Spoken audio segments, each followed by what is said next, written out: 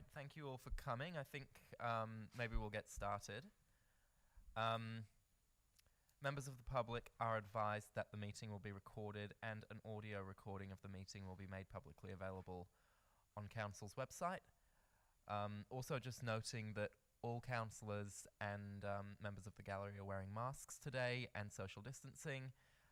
Masks may be removed by a councillor, staff member or member of the public when addressing the meeting, but otherwise you do need to keep your mask on. Nillumbik Shire acknowledges the Wurundjeri people who are the traditional custodians of this land. We would like to pay respect to the elders both past and present and extend that respect to other Indigenous Australians present today. Item 3, apologies. We have no apologies. So we'll move on to item 4, confirmation of the minutes. Do I have a motion? Councillor Payne? Motion. Seconder? Oh, sorry, Councillor Payne, what are you moving? The motion as written to accept the minutes. Seconded, Councillor Stockman. Those in favour? And that is carried unanimously. All right, item 5, disclosure of conflicts of interest. Any conflicts to disclose? No? All right. Officers' reports. So the next item is the Nillumbik Pandemic Recovery Plan 2021 Triennial Event Funding Redirection. Do I have a mover for that item? Councillor Perkins. Yeah, I'll move the officer recommendation with a couple of additions, hopefully. There we go. Move that one. Committee acting on delegation endorses the redirection of unspent triennial event funding for the 2021 financial year, as per in black there, but also to request the Mayor to write to the state and federal government advocating for grant opportunities to support local government to implement the COVID recovery plans. Thank you, Councillor Perkins. Do I have a seconder? I second the motion. Councillor Eyre. Those in favour? I might speak to Oh, sorry, speakers. Yes. Councillor Perkins. Thanks. Look, you know, the report speaks for itself, but in the context of triennial event funding, we're talking about a lot of the major festivals and events that should have happened last year that couldn't proceed because of COVID lockdown or restrictions, or just wasn't wise for community groups to continue those festivals and events. So it was put them for the portion of their allocated funding to vary and deliver their event in an alternate way based on a revised event plan. Some of them did that. Some of them took the 15% of the funding in cash. But the result in the end was council ended up with an extra $291,000. Well, and the surplus funding was $207,352. So what we're doing tonight is talking about allocating $97,000 of that to initiatives in the Nillumbik Pandemic Recovery Plan, which is in the final stages of being completed, and we should see that on the 27th of April, and $90,000 to the community recovery funding to support community groups and businesses to support recovery and community resilience initiatives associated with the pandemic. So the money is going to support pandemic recovery broadly. The only sort of other issue I'd just like to raise is that it's not really originally it was described as surplus funding.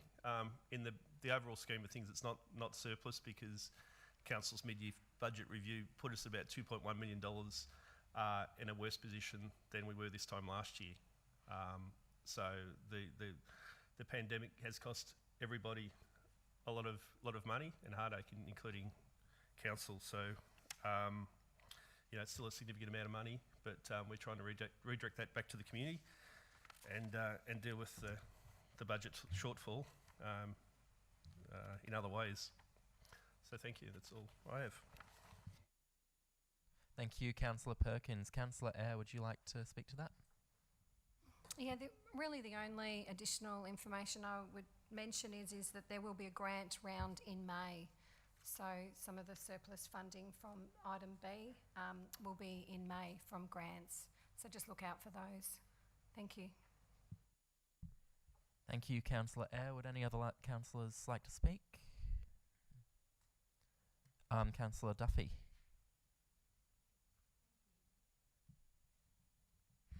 I'm really happy to see that the council is doing something like this. It's the first time that Nillumbik as a shire has had a pandemic recovery plan. So this will be a way that we could look forward to other things in the future that might happen as to ways we can respond. No, it's not a lot of money, but it's something to go towards the community. And with this comes the Together Nillumbik survey that the council did, and 380 people responded, and that's the sort of information that helps us form our decisions. And if I just pull from that report, one of the things that's particularly of interest to me was the mental health. It says that over a quarter of the community, so our Nillumbik community, are experiencing high amounts of psychological distress and are wanting support. So as a council, that's what we'd like to do. Putting community at the heart of what we do is really important. And, when we're looking at pandemic recovery, it's not just economic recovery, it's not just mental health, it's not just, it's also physical health. I know that the Breast Cancer Network of Australia have said that they've seen a 37% drop in breast cancer diagnosis in 2020, and that's due to the impact of COVID. So there are other people who have medical conditions outside of breast cancer, for example, that might be walking around not knowing that they've got a problem. And so there are lots of ways that this pandemic is affecting people. So I'm hoping with the community funding, we can have community come forward with really good ideas about how we can support them. Thank you, Councillor Duffy. Any other councillors like to speak? All right, well, then I'll put it to the vote. Those in favour? And that is carried unanimously. All right, the next item is special rate renewal for Eltham Town. Do I have a mover? Councillor Payne. Yes, I'd like to move the motion as read, that the committee, acting under delegation from Council, receives and notes the contents of submissions received in response to Council's formal notification of intention to declare special rate for marketing and promotion in Eltham. 2, in accordance with Section 223C of Local Government Act, refer the matter for declaring, modifying or abandoning the special rate to the 23rd of March 2021 Council meeting. And 3, notify submitters accordingly. Thank you, Councillor Payne. Do I have a seconder? I'll second that. Councillor Eyre. Thank you. Councillor Payne, would you like to speak? I think this is a reasonably uncontentious motion. This special rate renewal is basically the Eltham Chamber of Commerce asking Council to renew the special rate in order to promote and market Eltham Town. We have received 6 submissions in support. We've received none opposing its renewal. And on that basis, I think it's a straightforward motion. Thank you, Councillor Payne. Councillor Eyre? No? Any other councillors like to speak? Councillor Perkins. $143,000 is a significant amount of money, but the important thing with special rate processes is that it's their money. So the people impacted by the special rate are putting the money up basically to fund the Eltham Chamber of Commerce. That's where the money goes. Not 1 cent of it stays with Council. Council deliver the monies through the rate notices, but provide it back to the Eltham Chamber of Commerce in instalments throughout the year to fund their activities. So this is totally in the realm of the affected parties to proceed with it or not, and overwhelming support at this stage, so that's great. Thank you, Councillor Perkins. Councillor Payne, can I just ask that you switch your mic off? Thank you. Any other councillors like to speak? All right, I'll put the motion to a vote. Those in favour? And that is carried unanimously.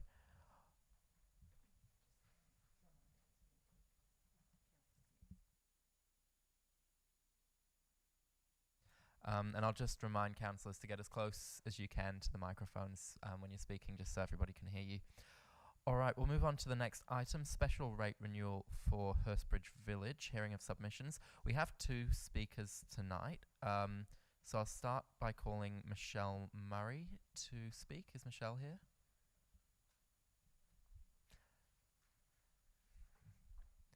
Thanks, Michelle. If you just press that button at the right-hand side on the mic, that'll turn it on.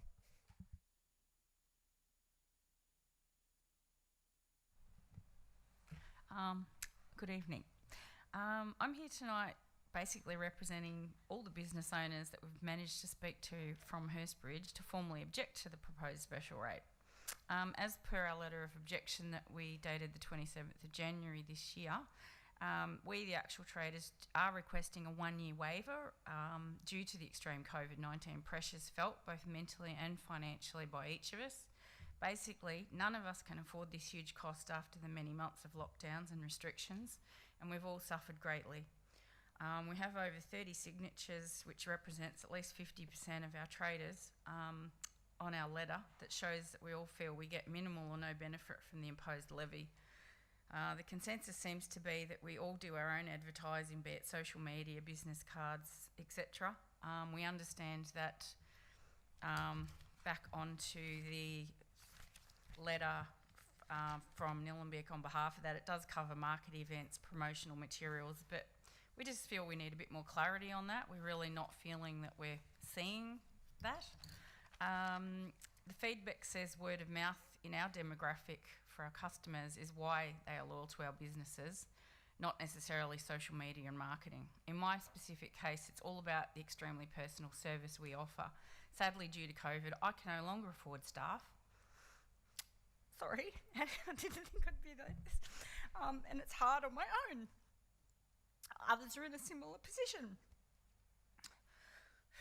Overwhelmingly, the feeling from traders is that committee is not listening to the wishes of the majority of owners, let alone made any helpful contact during the entire COVID year of 2020 to ask if we needed help.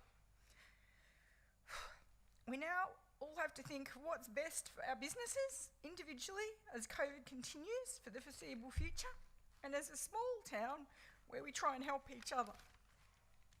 In conclusion, a more inclusive discussion of this levy then needs to take place amongst all the small business owners and the committee during this year. If we are granted the requested 1-year waiver, we want an open and honest input from everybody and more clarity on where the dollars are spent by the Traders Association Committee. Thank you. Thank you, Michelle. Just before you go, do any councillors have any questions? Councillor Egan. Sorry. Do you want a glass of water? Can somebody get Michelle a glass of water, please? We've just Thanks, got Chair. one on its way. I couldn't hear you when you started off. I just wanted a clarification on the numbers of people that you think or said were against the scheme. Yeah, we've got 31 signatures. We basically, the letter that we presented to council that you guys I'm sure have a copy of, we got that back. We didn't want to just go out there randomly. So yeah, we've got 31 signatures, and that's just from myself and one of the other traders, one of the hairdressers, Gino Marone. He did that end of town, but obviously the timing wasn't great either because a lot of the businesses were closed over the Christmas period, and when this letter came out dated the 21st of December, over the Christmas period, and then the cut-off was the 29th, there were still a lot of businesses still not back to go and speak to. I have had a few ring me literally today because they just heard about it, so I said this was what was happening, and we're more than happy for ongoing discussion, and we're trying to keep everybody in the loop because we're just feeling like if you can't actually attend a committee meeting, which, you know, for various reasons don't suit a lot of us, then we feel like we're just getting left out of the loop basically. We're not seeing copies of minutes or anything like that, so yeah, that's the consensus, I guess.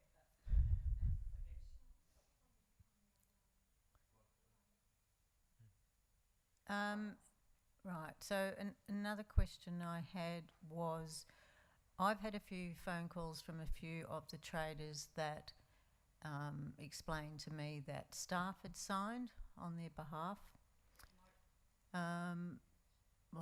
not prepared to name examples, but I have had a couple of calls to that effect. And the second thing is some of them have said that they've misunderstood what your letter and the petition was actually about. So they think that it was stating that council was going to fund the special charge scheme, and were they happy with that? So that's another sort of area of contention in what was actually written in the submission. So I'm struggling to find a question here that you can answer because you've written the submission. So have you got any view on that? Could you just turn your microphone on? Thank you. The letter is what they all read.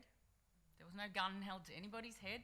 I literally, Gino and I both separately went round with council's letter stating this is, have you got this, have you received this, as a business owner, specifically as a business owner, not as a worker, not as an employee, a business owner. And I mean, I know, you know, who the business owners are from living in the area, etc. Yep. And it was okay, if you agree with this, waiver of 1 year due to extreme COVID pressures on all businesses, then you're welcome to sign it. If you don't, that's fine. All See you right, later. And one final question. Have you ever tried to go onto the committee yourself? Because dates and times aren't locked in, and I know they've changed meeting times just to suit me, for example. Yeah, well, I can't get there at 7 a.m. and I can't get there on a Thursday night at whatever time it is either. I did go as a general committee member over 5 years ago when I first took over my business, and I just really gave up because just felt, you know, I wasn't really being heard, and a few others sort of are the same opinion. Again, without naming names, a few that said, yeah, here, give it to me, where's the pen? Had the same sort of feeling, you know, the general answer seems to be go to a meeting. Well, we can't all do that. I'm a single mum, you know, others have got various issues, and I mean, I'm happy with if we got a regular, say, I believe the lady's name's Rebecca, who's the marketing person. I mean, Rebecca Schaefer. She's just taken over from Petra here. Yeah, halfway or something last year. But I mean, as few suggestions that came up from other people that as we were having this conversation was, wouldn't it be good if she could go round, I don't know, monthly, for example, and you know, have a one-on-one conversation with each business owner and say, look, here's a copy of the last minutes. If you missed them, is there any issues you've got, you know, that we can raise on your behalf? As I say, the general consensus from everybody we've spoken to, by myself and Gino, who did the other end of town, was that, yep, here, sign it. Yes, we would like some answers to this. All right. Right. Any other questions? Sorry. Yeah. It's my job, Karen. I've done it all. Sorry, Councillor Egan. Councillor Perkins, do you have a question? Yeah, Michelle, it's probably in the report, I just can't quite see it. I can see that there's an amount of $33,600 to be levied on all the businesses in equal amounts, $480 each. Do you know how, I could probably do the sums, but how many properties are there? I believe there's... If you could just turn your microphone on. Just clarifying. 65. I believe there's 65 people in, well, traders as such. As I say, we haven't had the time because this was a little bit of a rush, and I've managed to get, you know, 31 of those people. Yep. As I say, they are all, you know, there, and they are all business owners. The problem is what, you know, your understanding of the term waiver, does that Put it on hold. put it on hold, which means, yeah, okay, so we don't declare the scheme. Is that what you're looking to achieve? And that so. The Hurstbridge Village Traders Association don't get an income in effect. They would not have any cash for 12 months. The next person to speak's got a few questions in that regard. Well, he hasn't got the opportunity to Yeah. to ask questions. But So it's just a case, again, we don't, what have they got in the bank account? We don't know. There's no clarity. We just can't afford it. Okay. I mean, as a whole, Yep. everybody is saying we can't afford this fee. I believe the president of the Traders Association contacted a few people in the last 24 hours and hinted that maybe there would be plenty of money there to help said businesses who can't afford it out for the year. But that's up to the next speaker, I think. That's his, thing. all right, okay. So in terms of the waiver, you're your intention is not to declare the scheme and for the Traders Association not to have an income. I'd like to see what's in their bank account before we say they're not going to have an income. Well, they won't get $33,000 from the special charge scheme because And I think that's the where... special charge scheme won't exist. They might be able to survive, but they won't be getting the $33,600. Well, I guess that goes back to how are we surviving. I can't afford it. Okay. Catch-22. Yeah. Yep. Thanks. All right. Any other questions? We've got one from Councillor Duffy. Thank you, Michelle. Thanks for coming and speaking. It's really daunting to do that. I've done it before. And also I feel for you as a mum and a business owner going through COVID in this difficult time. When I've looked at the paperwork that's been presented to us, the Hurstbridge scheme is a little bit different to the Eltham Traders scheme. At Eltham, there's a percentage. With Hurstbridge, it's a flat fee, and I understand that's $480 for the year. And so that's when you kind of break it down to a monthly basis, it's still $40 a month. With the waiver that you're asking for, would it be feasible to do, say, half of that? Like, would $20 a month be something that you could afford? Or I'm just trying to, just hear and listen so that we can make our decisions with your voice in our head. And it's great that you've come to speak because unfortunately with Eltham there were only 6 submitters and they were all in agreement and no one's been here to actually speak to us. So we don't have people representing the other side of the argument today from the Eltham group, but you're here from Hurstbridge and I'd like to hear what you think about that as an alternative. Yeah, that's a really good suggestion, and that did come up. Like, we're not saying no to this forever and ever, but the fact it was apparently $420 that we've all paid for the last 5 years, now it's being increased to $480. But yeah, we've sort of, the idea got mentioned in many discussions that, look, a lot of us would be happy to maybe pay half that or something, whether that gets re-looked at. I'm not sure how all this works behind the scenes, but as a generalisation, maybe 200, 250 or something like that, something a bit more realistic given the uncertainties of the times. A lot of our businesses in Hurstbridge were shut for 7, 8 months.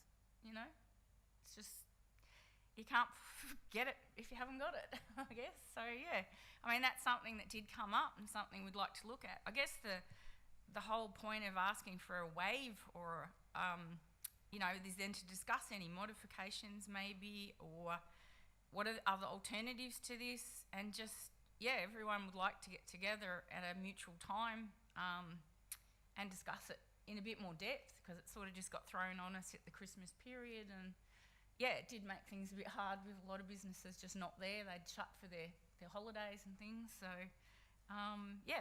that's a good point. And I'm sure a lot would love to have that option. And just Thanks, hearing you Michelle. talking about the time, one last quick question.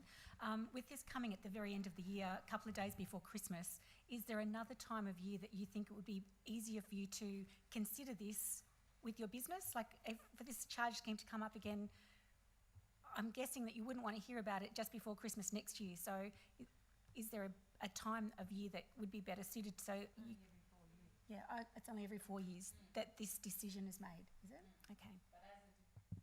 It's a decision, I guess, that's locked in to that time frame. Maybe that's something, because in general, a lot of businesses do have their break. A lot of the cafes, specifically in Hurstbridge, and a lot of the other businesses, that's it, they're gone for 3 weeks sort of thing, even without COVID. Maybe the timing, if it was brought forward maybe to October or something, I don't know, or left a little bit later. But the fact that if there was any objections, a lot of these people that I showed this to said, well, don't remember seeing it, or haven't looked at my mail, haven't been here, I guess, in general, maybe, All right, thanks, Michelle. Any other questions? Oh, one from Councillor Eyre. Hi, thanks for coming in, and fully appreciate how tough it's been this last year. I think as a business owner, I hear what you're saying, and I know as a living at home, it's been tough too. So what I just want to understand is that you're not saying, it's a double negative, you want to continue in the traders program where you receive support with marketing and things. You're just saying that you want to discuss the actual amount. Is that correct? Yes, to both. Discuss the amount, discuss, you know, what the question that came up repeatedly is we're not seeing any benefit for this money. We feel like it's double handling. We're paying for our own advertising, we do our own Facebook, social media, et cetera, but I think there's maybe, I mean, I'm not trying to put words in people's mouths, but I feel that there's been a bit of discontent in general in the town prior to COVID, but this is just like the line in the sand. I don't know formally how you do this, but I guess our best guess was, can we waive it for a year and relook at it over that period and then, you know, go from there. Okay. Thank you. All right. Okay, one more from Councillor Egan. So, Michelle, I was just wondering whether you are aware that there are hardships provisions in the rate scheme? A whole variety of. So you're not? No, and nobody, again, you know, I guess is aware of any of that really in general. No, we're not. All right, I might give you some information privately about that. And I mean, I'm sorry, but I don't know, is that something that the Traders Association should inform us of, or are we expected to just find that out on our own, you know? All right, any other questions? Okay, looks like that's everything. Thank you, Michelle. We've kept you here for a long time. We'll move on to our next speaker, who is Poovan Sivalingam. I'm sorry, Poovan, if I've mispronounced that. So just remember to turn your microphone on. You've got 3 minutes. All right, I'll just go through this, okay? In 2019, I wrote to the Hurstbridge Traders Association to review the marketing cost and to understand what it's achieving, where it's going, are we achieving the targets, and I got no response. Now, Michelle, over the last 2 weeks, went around and she got 31 signatures who were not happy. Now, that's almost 50% that are saying they're not getting a benefit out of this. So that sort of answered my question of where this levy is going. Second point I want to raise is that I was a treasurer between 2016 and 2017. So I'm giving you some figures from what I know. 50% of the budget goes to general and administration cost. So in your budget of 62, at that time there were 65 people, traders, who provided $420 a year. 16,000 went to general and administrative cost. Now, we have enough overheads. We pay overheads ourselves. Now, this is another 50% of overheads that are going in. So how do you are going to achieve this kind of targets if you're going to have that level of overheads in your organization? All right, so this is the second point I want to raise. The third thing is that a lot of us in this recent COVID-19, we have got a lot of uncertainty. We really do not know when we're going to be asked to be closed. Anybody who walks into my shop tomorrow and does have anything, I may be requested to shut down for 2 weeks. I don't have staff, I have to close down. And there's a lot of uncertainty in the next 12 months until the vaccine's rolled out and something positive takes place. So what we are asking for is a deferment for at least 12 months to know where we stand with this. That's my position. Once we understand where we stand, and we are also having to change our business structure because we have to move more online and we have got to look at a lot of our things that we need to change. Click and collect, online structure, people ordering, being able to support the customers. Now there are a lot of pensioners, people around in Hurstbridge community that don't have this capacity, so we must be able to support them if needed in terms of home delivery. So we've got additional cost in our business. So right now, at 5 o'clock, I had the president of the Traders Association walk into my shop and talk to me about this, and I said, if you can explain to me what benefit is brought to us, I'm more than happy to discuss this. And I said, look, meet up with these people who have signed up and talk to us and see what is it that we have as our issue. And then we can make a proper decision. Put the money to good use, get value out of it. We must have some form of KPIs. If we don't have KPIs, the funds are going to be misused. I'm not saying they are, but it's not going to be going towards anything that I've seen in that list. And nobody could define this to me from day one. So that's my position. Thanks. Thank you, Poovan. Do any councillors have questions? Councillor Payne. Thank you, Poovan, for that explanation. I guess I've got questions about you said you were on the Traders Association yourself, and 16 grand went into overheads. Is that what you're saying? And in fact, the budget was submitted as that. Right. Right from the start. Sorry, Poovan, just remember to turn your microphone on. The budget was submitted as that right from the start, and I said, how could you submit a budget like this with 50% of admin cost? So, are all the costs reported as part of the traders group? They have to report back to the traders to say this is what we spent the money on. Yes. Okay. So it's a discussion about what they get for their overheads, basically. Exactly, because I can tell you what the overheads are if you want to know. I'll tell you straight up what they put out on. Okay.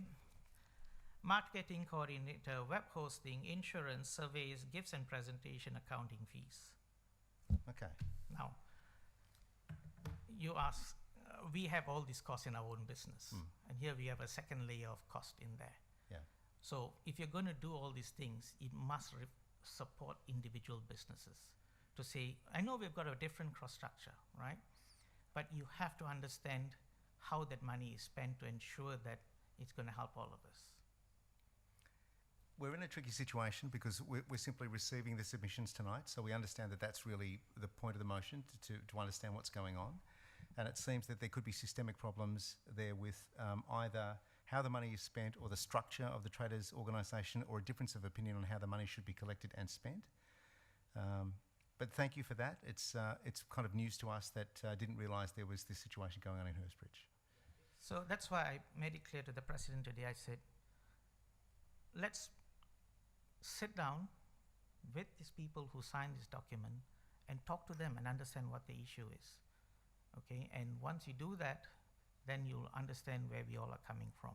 And we're not talking about a complete deletion of this program. We're saying, hold it back, let us understand where we are going in the next 12 months, and then will be JobKeeper is dropping off, right?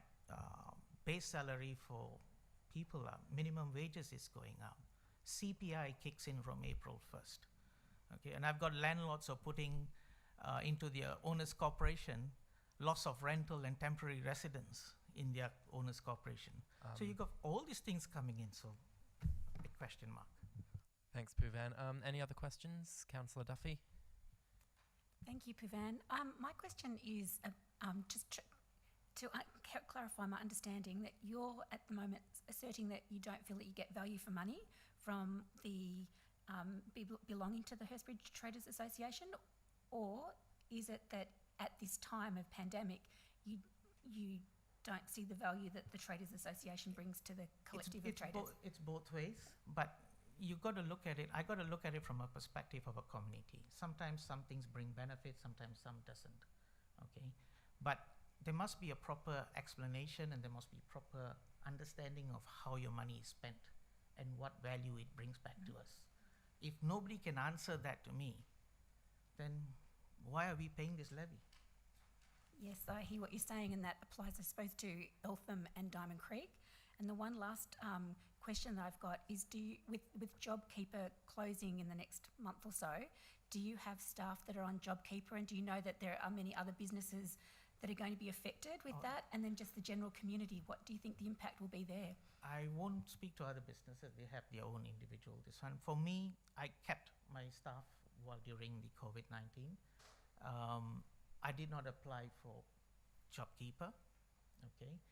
But I could have, but I think that it has got to be reflective of whether I can survive or not. It's not something that I just jump upon and utilize it. That's my view. I've always been that way. If I can sustain my own business, I like to do it myself. So yeah, there are businesses I know that are going to give up with JobKeeper as of end of March. And I do know of one, but I can't mention names. But yeah, they are going to see some differences. And some of them, one of them I know doesn't open on Thursday anymore. All right. Thank you, Poovan. Councillor Perkins, you have a question? Yes, thank you. Thanks, Pivan. Thanks for your time and effort in coming along. Michelle told us that she believes that a more palatable arrangement might be about $200 to $200.50 per annum for the special rate. The other lever that the problem is that Trade Association, Hurstbridge Trade, it's their scheme, sort of thing, and ordinarily they'd have support, like at least 60% support, you'd think, from the affected businesses before they even came to council. We're being presented with an alternate view now that there's not that support there. But would you personally support a lesser amount, like say $202.50 or $200 to $250 per annum? And would you perhaps support a varying of the term? It doesn't have to be for 5 years. If the Trade Association wanted to have it just for 1 year or 2 years, and then hopefully COVID's behind us, increase it beyond then.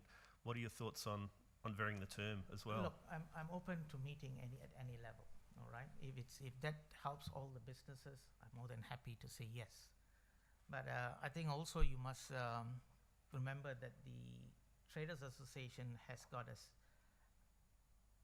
account where they hold funds to. All right.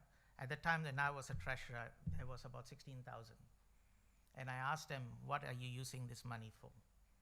Now, during this COVID-19, they could have stepped up to support us and help discount this thing and to help us with this stuff.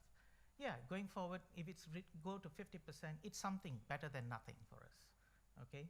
But I can't speak for all. Some of them I know are really in difficult situations. So individually they must be spoken to. And that's why I told the president, meet up with the 31 people who put the signatures and then come up with a support and a proposal, because that's fair to everyone. So who's the president? Ian Mason. Right. Okay, and I told him, I said, we can come back to the council and say, can we give us a week or two? We discuss this, we come back with a solution and put it back to you all. But please talk to the 31 people, because for them to put a signature on it, it means they have issues. Okay. Any other councillors want to ask a question? Fantastic. Thank you, Poovan. All right, that is all the speakers. So do I have a mover? Councillor Egan. Thank you, Mayor. Not Mayor, Councillor Ranch. It's because you're in the suit.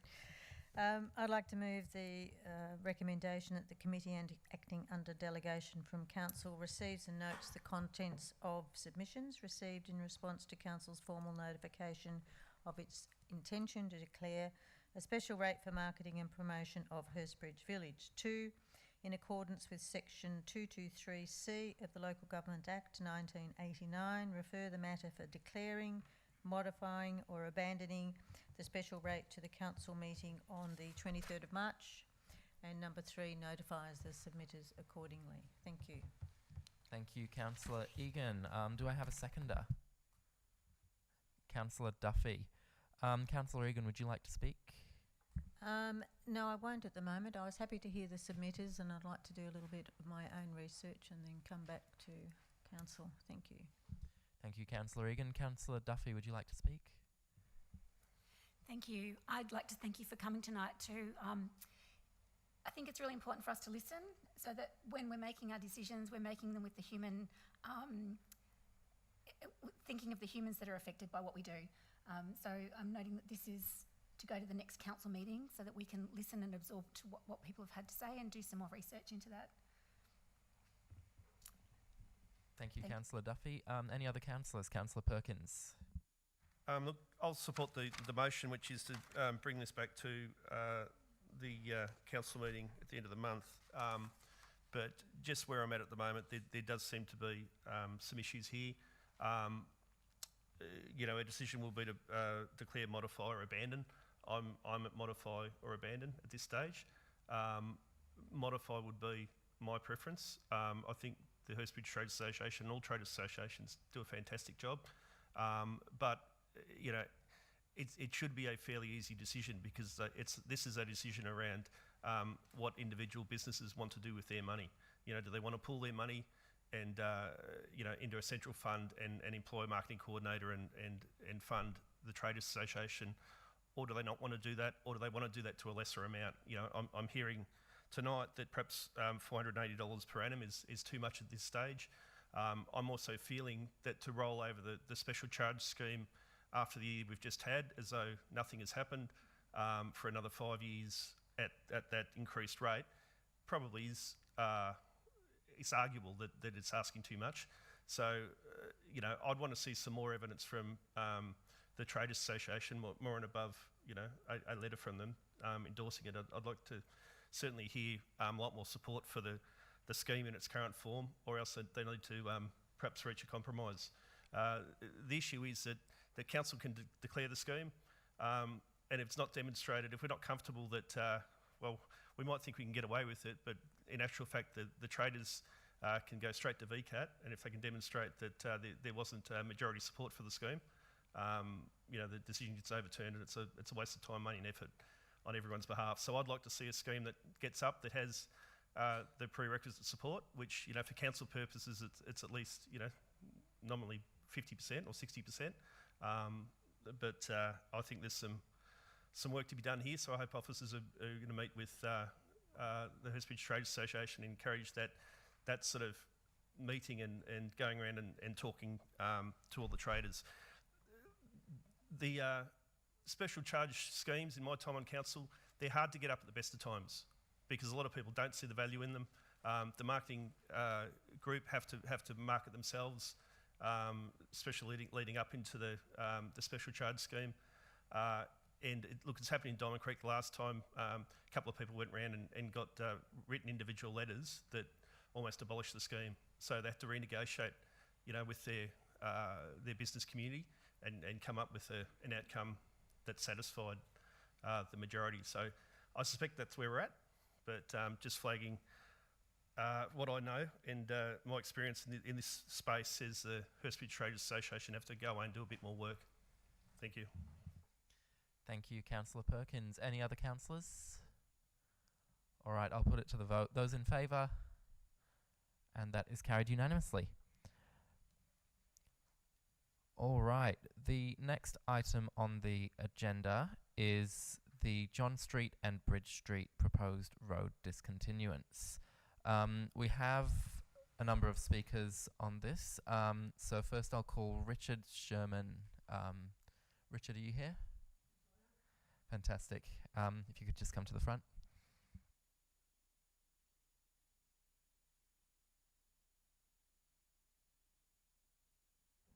Thank you, Richard. So just remember to turn on the microphone, and you've got 3 minutes. Is that it? Yes. Thank you, and thank you, councillors, for giving me a hearing. I understand I might be in the system as an objector to the road discontinuance, and I did have a problem with it, but after discussing it with officers, I've chosen my tactics for dealing with the problem, and I'm here as a supporter of the scheme as far as it goes. It has a deficiency, and the reason I've come to speak to you tonight is to point that out and ask that that be corrected.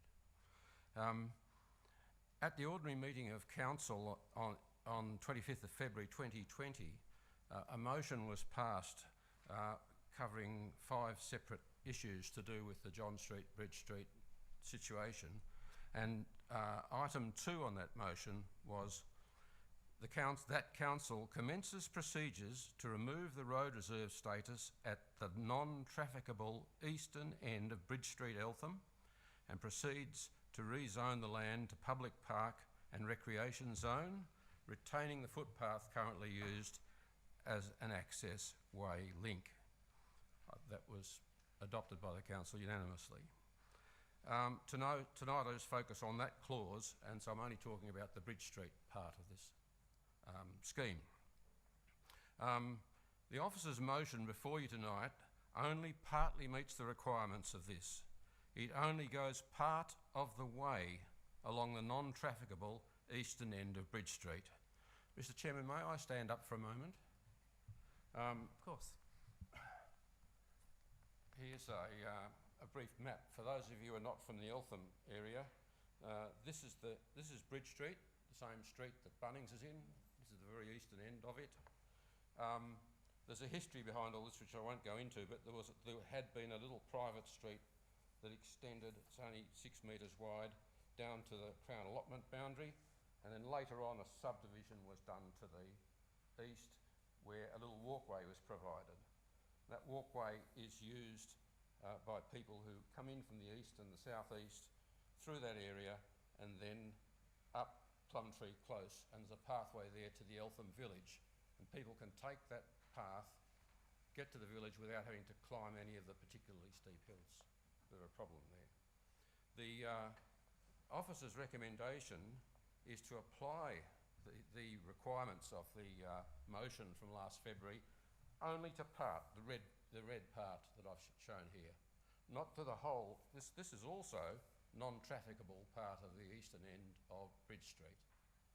And there are some problems with this location for the boundary that I just want to mention.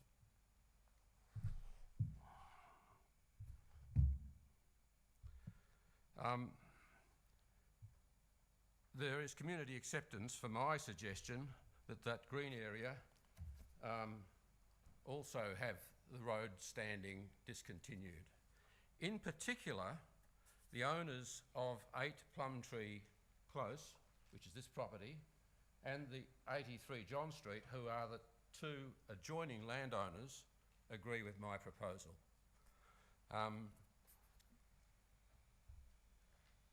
In parallel with this discontinuance, there's a proposal for rezoning the land. I think it's C126 is the planning scheme amendment, and I think, councillors, you'll be looking at that next month. Sorry, Richard, I've just noticed you've run out of time. If you could wrap it up. Yes, I'm sorry. Yeah, that's all right. I was pointing at the map too much. I had timed all this.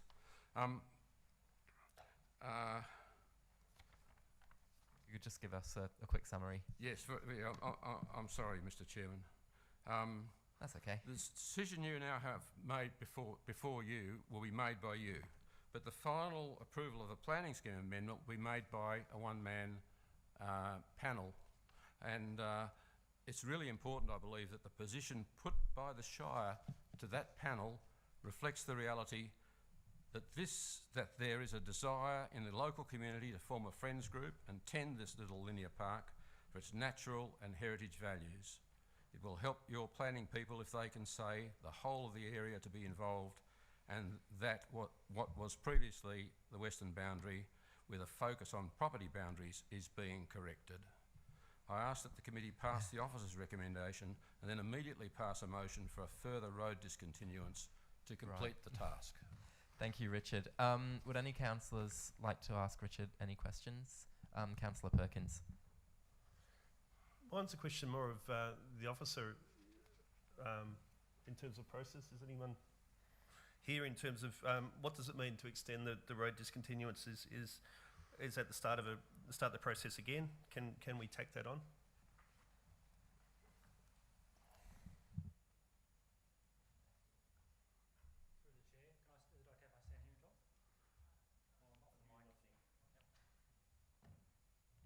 Yeah, so we do deal with that within the report, but in order to expand the area of the proposed discontinuance as part of this particular process, it would actually mean that we'd have to restart the process itself.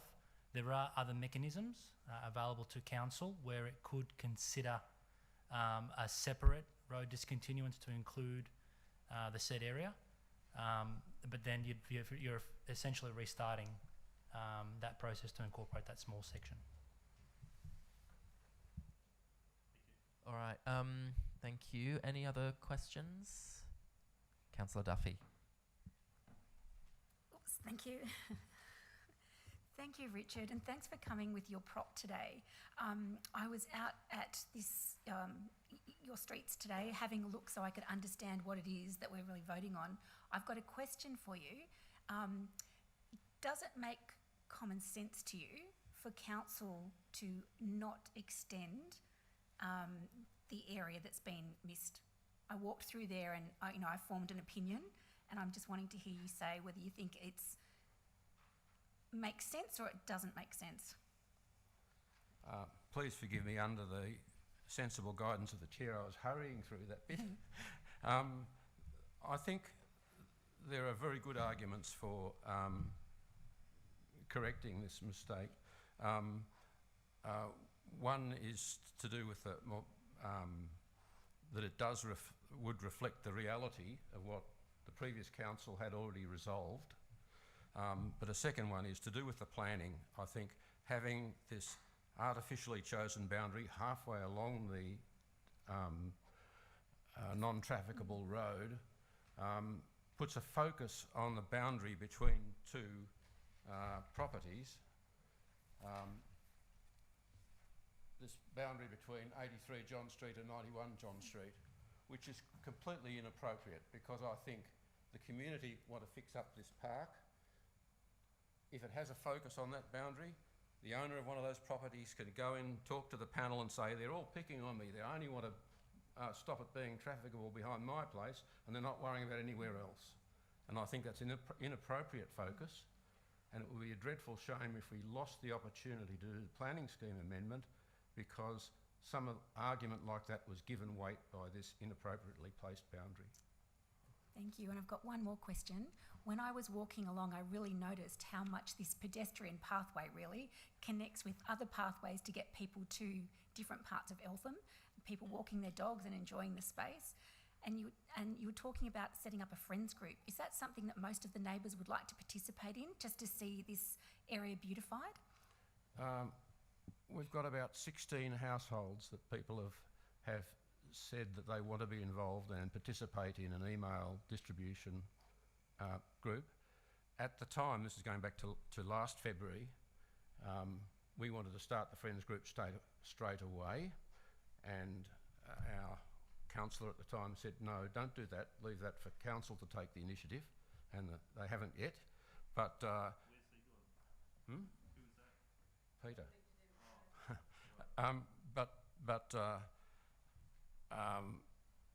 We've been acting as an informal committee in the meantime. Vicky Ward has asked us to write to her with a description of what we're hoping to do in these parks with a view to getting state government funding so we can get some things done without making burdens on the council budget. And we've done pretty well anything we can do at this stage until we're formally recognised by the Shire as a Friends group. Thanks, Richard. Any other questions? Councillor Payne. Thanks for coming along, Richard. Given that the council officer's advice is that the extension that you're asking for would slow the process down, in your mind, are you happy to have a delay or to go ahead with the motion as read and to start a new process further down the track? No, I'm not, councillor. Forgive me. Maybe I misunderstood that advice, but I understood that there are several ways that this can go ahead, and the one of those several, if I'm understanding correctly, is to proceed with this as it stands now, and proceed with the process, which I understand involves advertising, all that stuff, for the extra bit. Proceed with that now as well, and the extra bit would catch up a few months later. So we proceed with the motion as read and then start part two, so to speak. Yeah. Thanks, Richard. Any other questions? Great. Thank you, Richard. Thank you. I'll call the next speaker, Tony Crocker. Is Tony here? Do we have Tony Crocker? That might be a mistake. I'm Tim. Tim? Tim Crocker? Is that? Yeah. I'll guess that's you. Oh, Tim's. Yeah. Okay. So. Oh, Tim Bradshaw Cook on behalf of Colin Cook. Is that right? That's correct, yeah. Yeah. Okay. So we'll say Tony isn't here. Tim, go for it. You've got 3 minutes.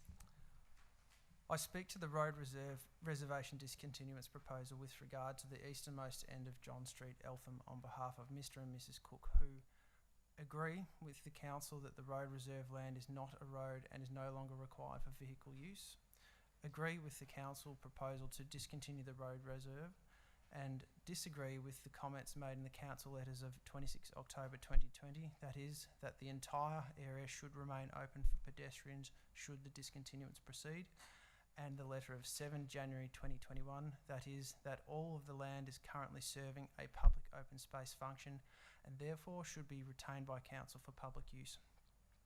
They disagree because a portion of the road reserve land has been bounded and used as part of a private garden since at least 1974, has not been open to pedestrians, and therefore is not serving a public open space function as stated.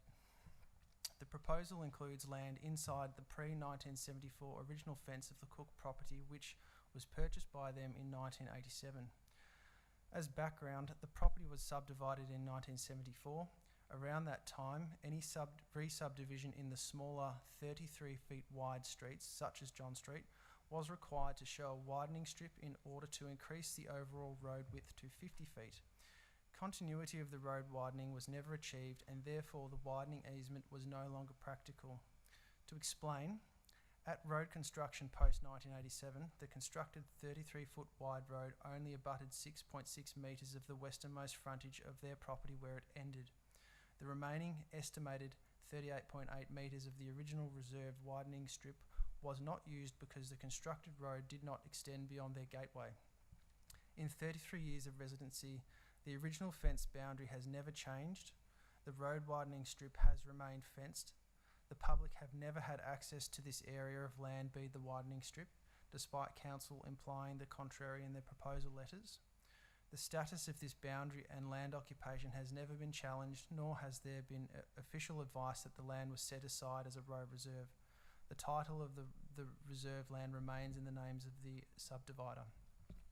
They have acted as responsible custodians of the land in question during their residence. They have landscaped and planted in keeping with the bush garden overlay and have actively cared for the substantial trees, regularly engaging arborists to monitor tree health.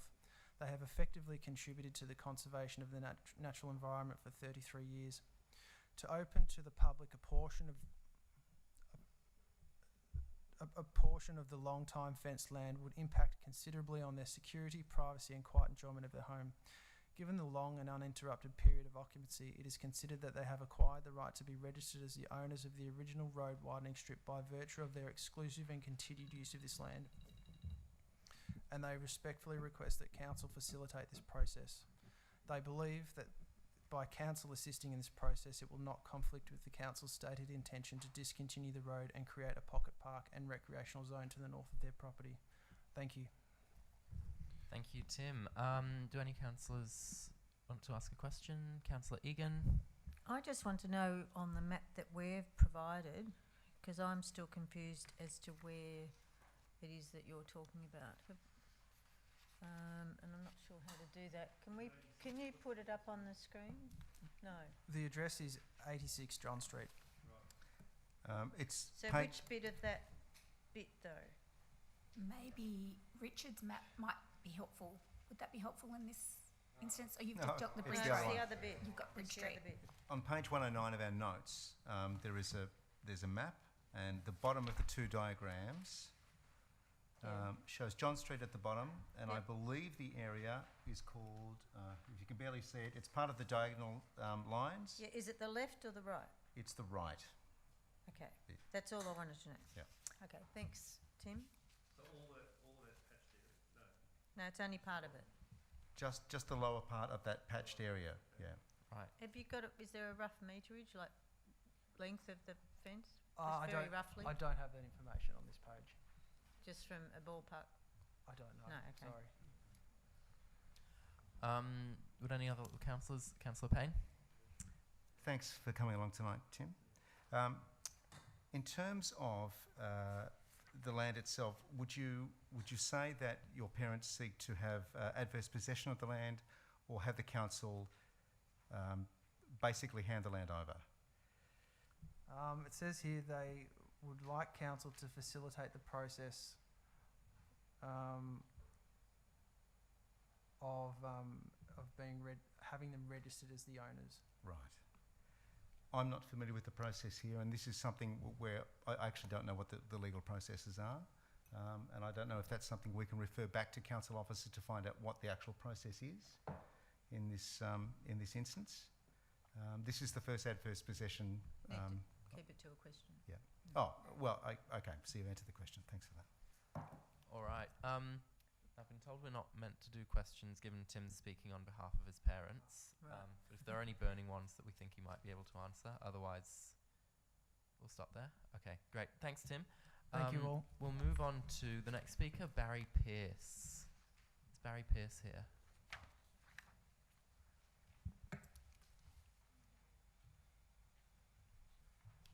Thanks, Barry. So your microphone's on. You've got 3 minutes. Thank you, councillors, and good evening.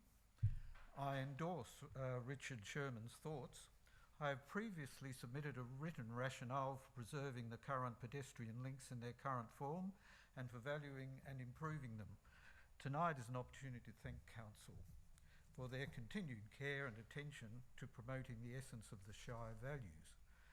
The members of the household at 81 John Street, which is only a few metres away from the discontinuance, support the proposed continuance of John Street. Gordon Ford, who until recently lived on the hill in John Street, has been an outstanding landscape architect and has influenced the Shire and international designers.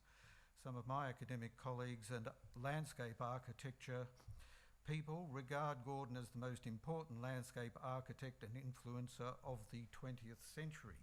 The neighbourhood has traditionally accommodated creative intellectuals in poetry, painting, music, landscape architecture and such fields, and remnants of that heritage remain apparent in the neighbourhood environment. Successive councils have recognised the subsequent attributes by such means as placing heritage overlays on the Gordon Ford and Peter Glass sites. The local community, working with Shire councils, have designed and constructed a no-through street with a conscious effort for the street to be without concrete curb and channels, without a separate footpath, to complement an above-average density of canopy trees surrounding mud brick houses. Council has linked the street via pedestrian ways to the adjacent street network. All this is a legacy remaining after well-informed creative enterprise of our neighbours past and present in conjunction with Council. The current neighbourhood respects that legacy and is keen to work with Council to ensure that the legacy is protected and that the opportunity that presents at this time, the discontinuance, is used to advance recognition of these outstanding Nillumbik people and indeed their built environmental legacy.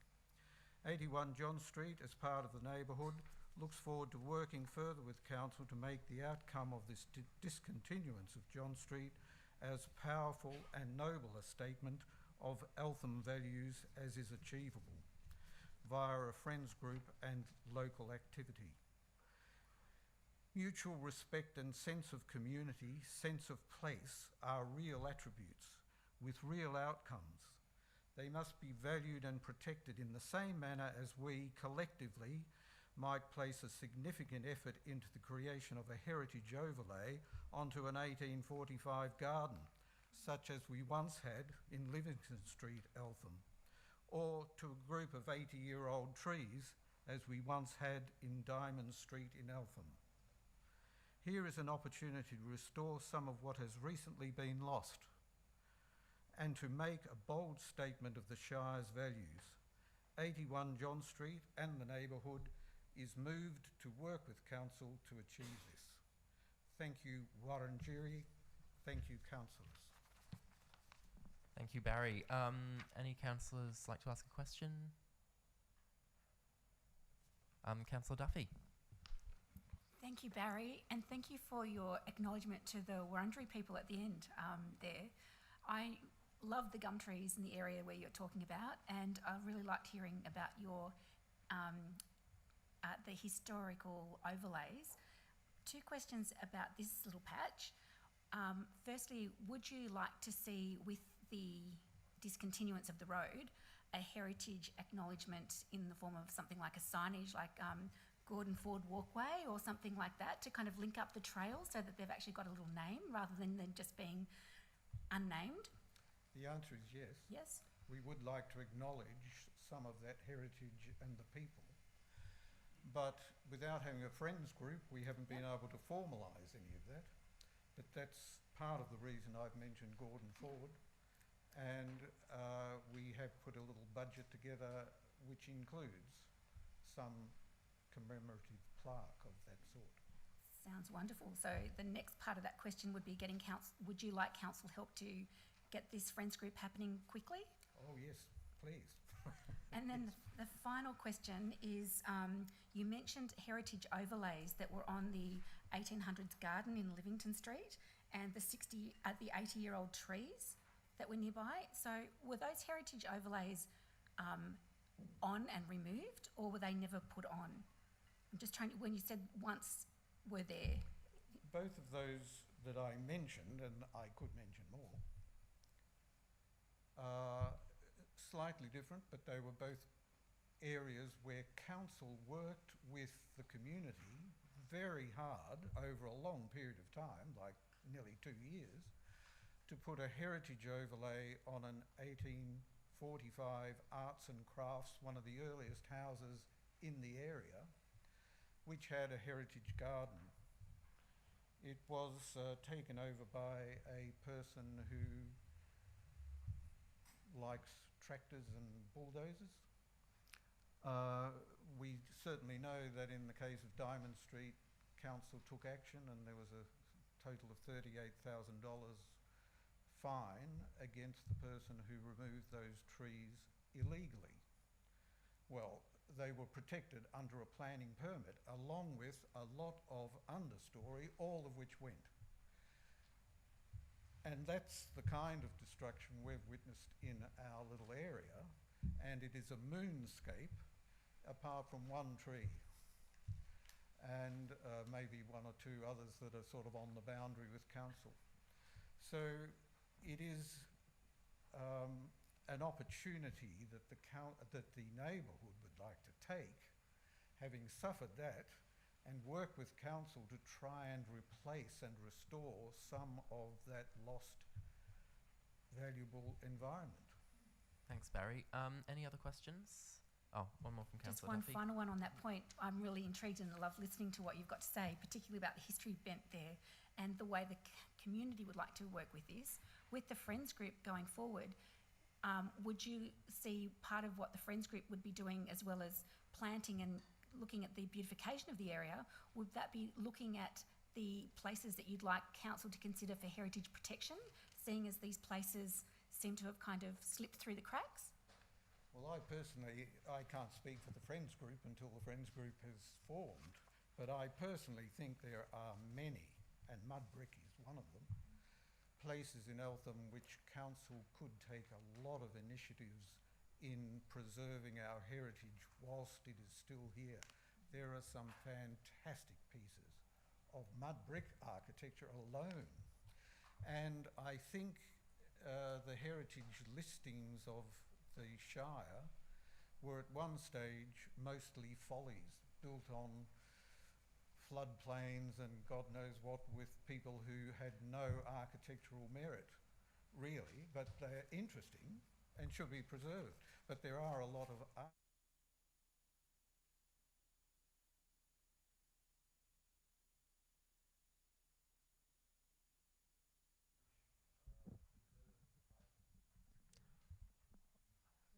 All right. Any other questions? Thank you, Barry. I don't believe there are any more speakers to this item, so I'll ask for a mover. Councillor Payne. Yes, I'd like to move the motion as read, that the committee, acting under delegation from council, notes the 12 submissions, including 3 objections, made with respect to the proposal to discontinue 2 road reserves located at the eastern end of Bridge Street in Eltham and the eastern end of John Street in Eltham, and 2, considers a further report at the next available council meeting to resolve a position on the proposed road discontinuance relating to the eastern ends of both John and Bridge Streets in Eltham. Thank you, Councillor Payne. Do I have a seconder? Councillor Duffy. Councillor Payne, would you like to speak? Just to say that, as Barry has said, there is a lot of history in this particularly hotly contested corner of Eltham, and the past has been catching up, and As councillors, we have to look at a lot of different arguments. As you can see, it's not a simple case of road discontinuance. There's histories and families, borders that people didn't know existed that have been applied. So I support the motion that we certainly take these submissions, and that resolution's going to be a tricky process, but that's exactly what council have to do. I think everybody wants the area to be revegetated and beautified and to keep the tree canopy. There's no argument there. So I would support the motion, given that we're going to have to get more reports on exactly what can be done and what will be done in the area. Thank you, Councillor Payne. Councillor Duffy, would you like to speak? Thank you. I think this is one of the areas where council can do a really good thing. You know, we're wanting to encourage people to be connected in our community, and seeing these little walkways and, you know, walking along them. Today there were people walking, connecting, there were people walking their dogs, kids ride their bikes, they go to school. So for me, I support the motion, and listening to the community is really important, and I really listened carefully to the comments about being in place, what is it that we love, and protecting the heritage value of what we have. So, you know, I would support the Friends group being created as well. So I'd like to see council assist this group of residents who love where they live, clearly. Thank you, Councillor Duffy. Would any other councillors like to speak? Councillor Perkins? Yeah, happy to support the motion around the discontinuance of the areas identified. In terms of 86 John Street, that's probably another conversation. Have to sort of understand exactly what's going on there. So we'll put that aside for another process. But I'm just mindful that still reeling from attempts of the previous council to sell some public open space. You know, the notion of giving it away might be contentious, I would suggest. But we'll look at that issue separately. Thank you, Councillor Perkins. Any other councillors? Councillor Eyre. Thank you. I'm really excited to hear about Friends of Group. I know that lots of community members would really like to establish them, and in particular here I've had many residents in Swipers Gully talking about reserves there as well, and I think by formalising and protecting the area, it keeps it safe for generations to come. I'd also like to understand a bit more about the additional parcel of land and what that means and how it looks. And then I will be in a better position to make a decision. Thank you. Thank you, Councillor Eyre. Any other councillors? All right, in that case, I'll put it to a vote. Those in favour? And that is carried unanimously.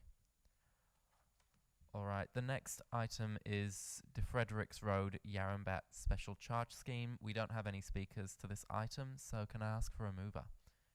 Councillor Stockman. Oh. Oh, we do have a...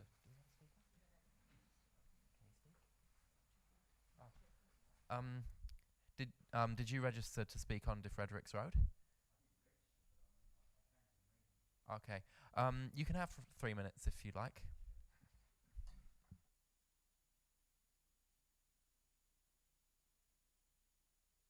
Can I just ask your name? Leo De Paola. Thank you.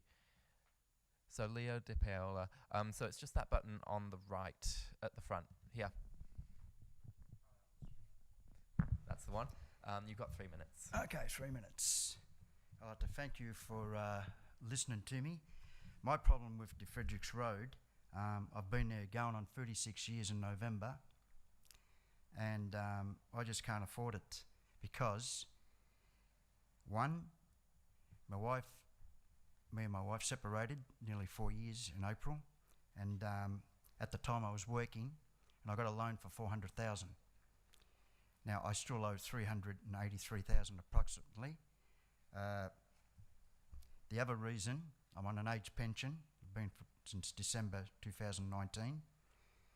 So I'm finding it very difficult to, you know, like, and I talked to the council a couple of years ago. They said they'd get back to me, but when they sent the letter about the nearly $29,000 to pay, then they rang me up. Well, you know, I wanted to talk to them before that. the problem is financially. There's no way I can get another loan. I mean, the road's good. You put a sealed road, but for me, it's only one individual that wants the road. And the other thing is, I don't understand how, if you get 60%, the road goes ahead. Why not 50% and it doesn't go ahead? You know what I mean? Like, I don't understand where that rule came in. So, as I said, the main reason is financially, I can't afford it. Thanks, Leo. Do any councillors have a question? Councillor Egan. Hi, Leo. Can you just tell me what number you are? 17 to 25. 17 to 25. Would any other councillors like to ask a question? Councillor Duffy. Leo, thank you for coming today and for being brave enough to speak in person to address us. I'm hearing what you're saying about the cost, and it would have been a shock to get a letter to say, you know, can you pay $28,000 for the road sealing?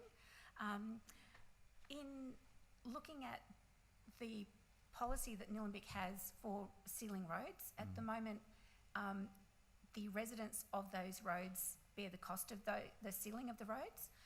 So that's why you and your neighbours have been hit up with a big charge to have this done. Two questions. The first question is, would you prefer to see the road remain unsealed? And second question, do you think that it's fair that it's only the people who live on the street that have to pay the cost of sealing the road? Well, I've been, as I said, I've been there nearly 36 years in November.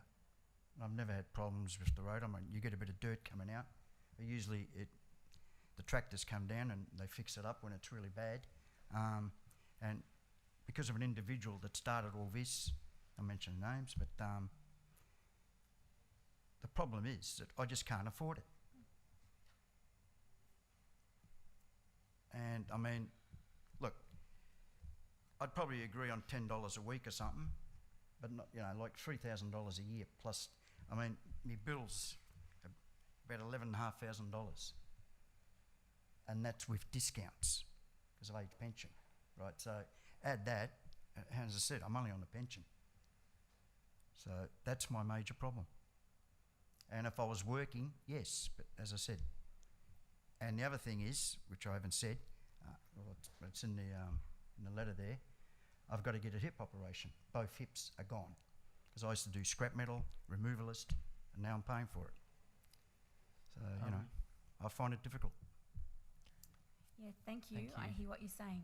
Thank you. Any other questions? Councillor Stockman. Thank you, Leo, for coming here today, and also for putting in your submission there as well. My question to you is if there is help in any way or shape or form for yourself. Is it only a financial thing? Yes. Okay, thanks. Any other questions? Great. Thanks, Leo, for coming to speak today. I don't believe there are any other speakers unless someone else wants to surprise us. So in that case, I will ask for a mover. Councillor Stockman. Thank you, Chair. Yes, I'd like to move a motion to support the officer's recommendations as per the papers. Thank you, Councillor Stockman. Leo, you may resume your seat. Do I have a seconder? Councillor Egan. I'll second the motion. Thank you, Councillor Egan. Councillor Stockman, would you like to speak? Yes, please, Chair. This is a really hard decision, and that's what council's here for. And we've got there is a number there, Leo, and it is 60%. I've gone through the same process in my road. We got our road sealed, and there were people on the road and the adjoining roads, some people that couldn't afford it.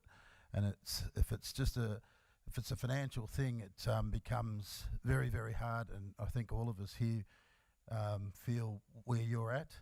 But we will explore any way we can with help. It's a tough time. We know during COVID, the pandemic, we certainly will be in contact with you, Leo, and walk you through this. One thing I just want to say with my experience is that the objectors, even the ones on the financial side of things, have found a way, and we've got a really, really good community that's and it's really improved so much. Not only, and look, it's not just about the values of the houses, but the safety and a whole bunch of other things too. And for the rest of the people, the residents, and we have had been in contact more than just the one person who you're referring to. We've been in contact with a number of residents that obviously to get 61%, there's been a few that want this to go through. It's a time for them, to really get something through that they're very passionate about. And I'm sure, just as my neighbours have been to me, I'm sure you and your neighbours, if we can get through this financial burden, I'm sure that it'll be a happy and a great street there. Thank you. Thank you, Councillor Stockman. Councillor Egan, would you like to speak? No. Any other councillors? Councillor Perkins. Yeah, look, this is I'm happy to support the motion because it refers the decision until the council meeting on the 23rd. But my message to Leo is that things can change between now and then. You'd only need one more person. It looks like there's 8 for and 5 against. You'd only need one more to kill it. That would bring it under 60%. That would make my decision a lot easier because I would not vote to bring in the special charge scheme under that basis. It would bring it down under 60. Yeah, look, I hear what you're saying. The bare majority, 61%. It is a big ask. It's not something I'm incredibly comfortable with at the moment. So we'll consider. I'm not sure which way I'm going to jump, but the issue I have with special charge schemes, they're generally good and they're great if there's an overwhelming support, whether it's a trade association or sealing of a road. The problem is when you get a close call like this, where you've got 40% or 5 property owners that don't want it for whatever reason. They can't afford it. Sometimes with dirt roads, people would rather keep the dirt road to conserve the neighbourhood character. They like the dirt road. They like what it's about. So it's not always about financial issues that lead people to not supporting special charge schemes. But yeah, look, it is a difficult one. Certainly hear what you're saying. Thanks for your submission. It's worth doing, and we'll consider this over the next couple of weeks. But make my life easier by getting someone to flip. That'll be time well spent. Thank you. Thank you, Councillor Perkins. Any other councillors? Councillor Duffy. Thank you. As a new councillor, there are lots of things that I'm learning, and there are lots of policies and procedures that are in place that exist that I'm discovering. And when I was reading through what happens with sealing roads, to discover that it's only the people that live on those roads who actually fund the sealing of them kind of seems a little unfair to me. Because there are lots of people who do use the roads, and it's not always just the people that live there. So I'm thinking of dirt roads that I use in our shire that, wait, I'm digressing, sorry. I suppose what I'd like to do to come back to point is that I hear and I really like listening to what you're saying, Leo. For me, I'd like to look at the way we do apportion the charges of resealing roads across the shire. And the bit that really tugs on my heart at the moment with this decision is that I see, there is one of your neighbours who's being asked to pay $42,000.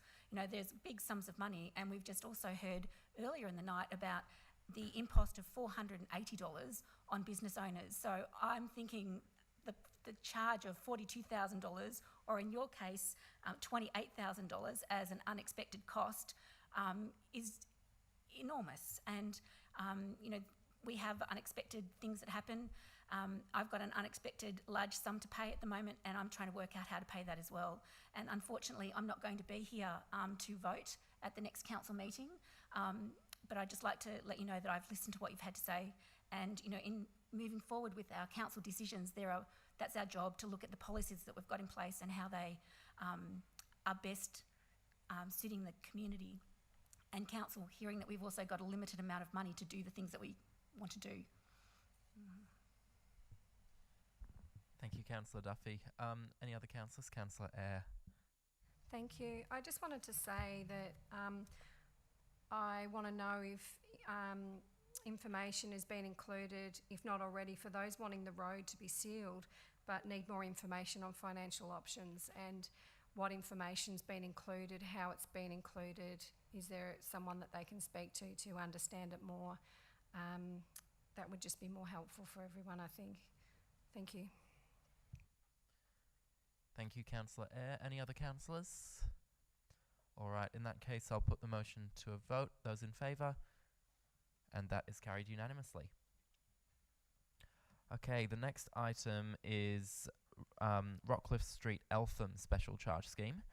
There are a number of speakers to this one. And the first speaker is Stephen Stojanowski. Stephen, are you here? Thanks, Stephen. So just remember to turn your microphone on, and you've got 3 minutes. Good evening, everybody. Thank you for allowing me the opportunity to speak. I'm from 16B Rockcliffe Street, and I was the resident who approached my fellow neighbours to determine whether the level of support was there in having the street sealed as part of a special charge scheme. I must admit I was quite apprehensive when approaching residents, because I thought that there would be a number of people who would think, what's this guy doing coming to our door and asking these questions? But I was very, very pleasantly surprised when I was welcomed in. I was asked to come in for a cup of tea. Stories were being told to me about the street, and how there was a very, very good portion of people who were absolutely sick of the dust. And yeah, that surprised me. And I think if you look at the level of support, getting 66%, 2/3 of the people said yes, they'd like it to proceed. We actually had 70%, but I think one of them was struck down as a no because they put a condition in their vote that the council felt that they couldn't meet. So the score was 66-33. I must say that I do feel that the council is relaxing in their policy to allow the residents to decide what was going to be done as part of the sealing, in terms of, in particular, the curb and channel. That Rockcliffe Street now doesn't have to have curb and channel on both sides, which is great to keep the character of the street, and also to address the drainage concerns that we do have on the lower side of Rockcliffe. So that was I felt a very, very good thing to allow the residents to have their say and not force them to do curb and channel when they certainly didn't need to. I won't go through all the issues because they're all noted. All the residents have voiced their concerns for the street and against having the street sealed. But from my discussions with most of the residents, it was abundantly clear that almost nobody enjoyed living on a dusty, dirty road because of the speeding car issue, and the dust enters their properties. In particular, we've got young families and evaporative cooling air conditioners, and it's a bit hard to have your windows open when dust is coming into your properties. So that was one of the major concerns I felt. But in closing, I guess I'd like to say to the people who are opposed to special charge scheme that maybe in future they'll actually enjoy the benefits of the health and safety benefits that having the street sealed will offer, and maybe they'll hopefully get their money back when they sell their property. Thank you for allowing me the opportunity to speak. Thanks, Stephen. Right on time. Would any councillors like to ask a question? Councillor Stockman. First of all, Stephen, I know you sound like a very neighbourhood type person, so were you a little bit, you said reluctant, but you're a bit scared to knock on people's doors? Mm-hmm. I didn't want to form any enemies. Oh, no, Yeah. well done. Thanks. Any other councillors? Councillor Duffy. Hi, Stephen. Thank you so much. And I loved listening to what you had to say about the benefits, like the dust. That's number one reason. And also the way that you can recoup your money back when you sell your property if you want to escape your little part of paradise, because I've driven down your road and it is a lovely, charming part of Eltham. My question is about, the people who don't see the value or in the ceiling, or at this time can't afford to do that. Do you think that there would be, what would the likelihood be for other residents in your street who really want to go ahead with this? The numbers are big that you're being asked to fork out already, but if there are other people who would like to go ahead but can't go ahead, would there be an appetite to pay more than what you've been asked to pay to kind of cover some of the other people who can't afford it? I don't think that's allowed under the policy, would it be? You can't redistribute the way the people are apportioned their costs, I don't think. Am I correct in thinking that? I don't think there is ability to, if someone says can't afford it, and then redistribute their portion amongst the other residents. I don't believe there's any ability to do that. I think you're absolutely correct. The council come up with a formula for apportionment, frontage, sidage, and work out the percentage on that basis. So I don't think we can change that can't at change this it. stage. Are there any other questions? All right, thank you, Stephen. Thanks, everybody. I'll call the next speaker, Laurie Niven. Thanks, Laurie.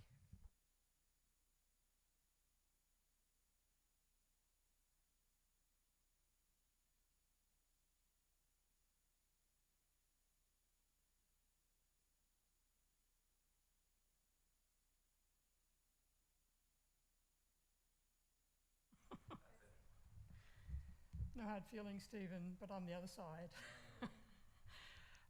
Good evening, councillors. My main concerns about this proposal are on the ones on page 142 of the material that you've got tonight. That's where I want to focus. Firstly, council officers answer the loss of neighbourhood character by saying it will not be inconsistent with the surrounding area. I say, I'm sorry? I feel this is death by 1,000 cuts. It's like saying, because Wattle Grove totally lost what we still have, we have to lose it too. We bought our house at number 15 26 or 27 years ago because we loved the semi-rural nature of the street, largely generated by it being unsealed. I get that majority of residents now want the ceiling to go ahead, so although I feel very strongly be careful what you wish for, I know I need to accept that. I'm not Donald Trump. But there are flaws in the scheme that still need to be addressed, and modifications that I ask and say need to be made. If we have to pay $15,500 for something we don't want, I feel it's only fair that the scheme is truly able to keep its promises. I was told the colour of the curbing could be made to match the colour of the road at very little extra cost, but it's not in there yet. It's claimed the scheme will address the drainage issues, and yet the culverts won't be any bigger than they are at the moment. And any heavy rain sending water rushing down our driveway on the lower side from the right-of-way and driveway opposite seems most unlikely to be rerouted, just comes straight down anyway. And there'll be more of it with the ceiling than otherwise, and with climate change bringing more bigger storms. The table drains and culverts could be just a bit larger without reducing the road width if you take a little bit more of the verge on that side, and larger culverts would be easier for residents to keep clear. The drains servicing Rockcliffe Street were designed for a much lighter footprint, and yet there's no negotiations being talked about with Yarra Valley Water to enlarge them. So my request of council is please to pause the process and ask council officers to negotiate larger drains with Yarra Valley Water. Ask them to look again at the drainage issues so they have a much better chance of being addressed. Thank you. Thanks, Laurie. Do any councillors have a question? Councillor Payne. Laurie, thanks very much. It's it's a very tense thing to have to sit there and gather your thoughts for 3 minutes. Would you say Rockcliffe Street is under pressure now in terms of real estate values and subdivisions? Yes, up as far as where we are, there's been a lot of subdividing, so the southern half of the street, the northern half not so much, just one property up towards the top. Okay. So yes, that's true. And yet I still feel that the people who buy in buy what they see. And I sort of think, why do you suddenly want to change it? Any other questions? Councillor Duffy? Hi, thanks for your submission tonight. One of the things that I've noticed in the report as well is talk about a footpath. And when I've looked at your road, there's not kind of like a clear spot where a footpath would go. But it says that in the report here that Rockcliffe Street is currently listed on the footpath priority list, but funding wasn't allocated in the 2021 Capital Works program.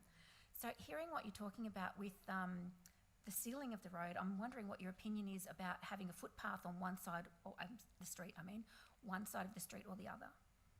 Would you be for a footpath or against a footpath as part of this work? No, I would really only want a tiny footpad, a little bit like we currently have between where we are and Mount Pleasant Road. Already the curb and channel is going to make it feel like suburbia again, and a footpath just, for me, is more of the neighbourhood character gone. But I know in the focus group meetings, it was one of the first things that was brought up was, well, now the road's not going to be safe to walk on, so we need a footpath. And I'm thinking, where will this end? I know there are a lot of sealed roads that don't have footpaths, but yeah, I don't want a footpath. Any other questions? Councillor Egan. Thank you. How's your arm? It's okay. Getting better? Just a query about the process and whether you've had an opportunity to bring this up before with either the group in terms of the drainage issue or staff. Have you had this discussion before, or is this the first time? No, the focus group, we had a walk up and down the street looking, and that's why I'm aware that the size of the culverts doesn't seem to be going to be increased, because somebody got a ruler out and said, oh, they're already what? So what was the rest of the focus group's opinion? Were they in agreement with you that the culverts should be enlarged? I don't remember. I just remember coming away thinking, I'm not sure this is actually going to solve the problem. Different houses have different levels of drainage issues. So I'm assuming you're on the low side. We are, yeah. We're below the right-of-way, directly opposite the right-of-way, and there's a driveway opposite. Yeah, I know the street. Just one thing, assuming it does go ahead and they do it without doing anything to the drains, one thing you might like to keep in mind is once it is sealed, and I'm not sure of the extent of the sealing because there's different sorts of seals, you don't have all of the material being washed down. So that might be one of the reasons. I don't know it. I'd have to talk to staff, but that might be one reason why they haven't increased the culverts. Is that a, sorry, Councillor Regan, is that a question, or do you have a question? I'm just commenting. Any other questions? Councillor Eyre, did you have your hand up before? It was more about that if we could negotiate larger drains, would you be for having the road sealed? Was that the main reason, or was it for the you've bought, you've loved the street? It's it's got its character. Is that more what it's about? It's more that I'm accepting that I seem to be in the minority. And that the likelihood is that the street's going to be sealed, and I'm thinking, well, if it is, well, at least there'd be a kind of quid pro quo that actually it might solve that issue. Now, I feel more strongly about this issue, I think, than my husband does, about the drainage. But, I'd like to feel there's some benefit. People talk about the dust, and I understand about the dust, but I mean, we've lived with it, and you know, I'm kind of okay to live with it. Whereas the drainage is something that they're claiming that is going to be solved. The engineers are busy saying that's why you've got to have the curb and channel, and I remain to be convinced. Okay. Yeah. Any other questions, Councillor Stockman? Yeah, hi Laurie. If I told you that there's more benefit, there is lots of benefit, would you then accept it going through? What do you mean? If I told you there is a lot of benefit, and I only say that because I've gone through it and I've heard some people say to me that there's no benefit, but the trees become greener, there's less dust on the nature, and there's a lot of benefit which you'll be actually very pleasantly surprised with, I can promise you. Well, I will look forward to that because I kind of feel like I am in the minority, but I do hope that that the modifications that I'm suggesting can actually happen, because they would make a difference. Thank you. Thanks, Laurie. Any other questions? Okay, thanks, Laurie. The next speaker is Rex Niven.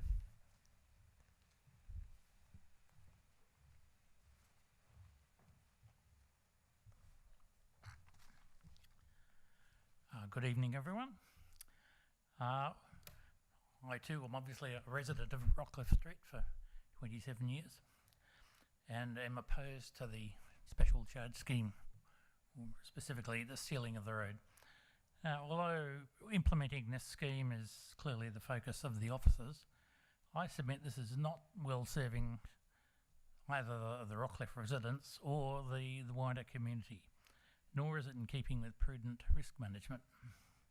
A road carries many kinds of traffic. In this case, it's a major artery of foot traffic, including dog walkers, many school children, those accessing the bus stop, the cafe and gallery at Montsalvat, and especially in the COVID era, seekers of recreation and exercise.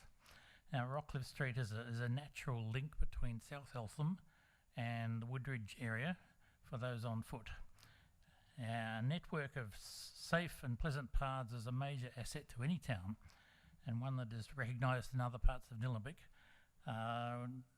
as seen with the recent creation of a trail from Diamond Creek to Wattle Glen. The value of Rockcliffe Link as a walking trail should be recognised. I hope a new council will feel free to think outside the rigid confines of the special charge scheme and consider the bigger picture.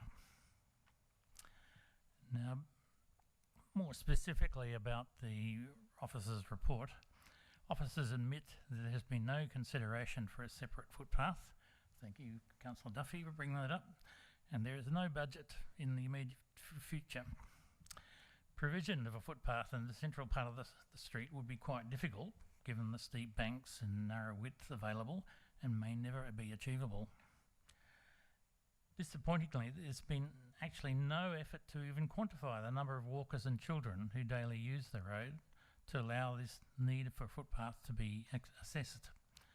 It seems to be assumed the shoals of walkers will simply walk down the middle of the road as always, but now with four-wheel drives and builders' vans sneaking up behind. This situation will necessarily persist for some years until the whole job is complete, if ever. So I submit that the foot traffic level should be assessed and factored in before any works begin. Development of a safe road must be done in a holistic way, that is, with provision for foot traffic, might be a footpad, all designed in at the same time. And finally, that urban trail networks should be an integral part of the Nillumbik recreational trail strategy. Thank you. Thanks, Rex. Any questions? Councillor Payne. Thanks, Rex. I just, am I right in thinking that your main objection is people walk there safely now and will be under threat if it's sealed? Yes. Is that because of the speed of traffic? Yes. And the silence. At the moment you can always hear traffic approaching. Would traffic calming techniques solve that for you? As I understand it, they need lighting. Is that true? Which is I think speed humps do. Yes, I believe so. yes. Yeah. And I also understood that wasn't budgeted for in the immediate future. So in other words, we wouldn't get it for some time. Okay. Can anyone confirm that? Yeah, from my experience, that's true. With the speed humps, you do need lighting. Any other questions? Councillor Duffy. Thank you, Rex. My question is looking at the road, and you just talking about the people that use it as foot traffic, and knowing that this is not far away from John Street and Bridge Street and the people that all work around those networks. The traditional road that we've got, or street, where you kind of bitumen the whole lot, if this, like, it's a one-way street, as the way I've driven through the street, because you kind of can't really get in from one side, but you can from the other. Do people use it mainly in one direction? I would say it's 70-30 because residents can go both ways, of course. Yeah, I'm wondering, with trying to look at how we can accommodate both, those people who do want it sealed and those people who are wanting the pedestrian traffic to be considered in a safe way, would it be acceptable to you for us to say seal the road and then to have on the side of it kind of a sort of pathway that's not straight, but a kind of a windy neighbourhood character type of footpath that kind of is there as well as part of one action? So rather than it just being a resealing of a road, it's resealing with a provision for a footpath that has neighbourhood character in the sort of way that people would want in your area? I think that does sound a good solution, except in the middle of the road I don't think it's feasible from an engineering point of view. The banks are too steep. So I wasn't thinking in the middle of the road, I was thinking on one side. So for one area of people, one side of the street or the other would kind of have, instead of curb and guttering all the way, there would be ways to get into their property, but there'd be also footpath. I don't know if it's possible. By middle of the road I meant equidistant from each end. Oh, yeah. Was just, I don't know, thinking, listening to what you were saying, and a thought came in, I thought I'll ask the question. Any other questions? Great. Thanks, Rex. We'll move on to the next speaker, Alan Thatcher.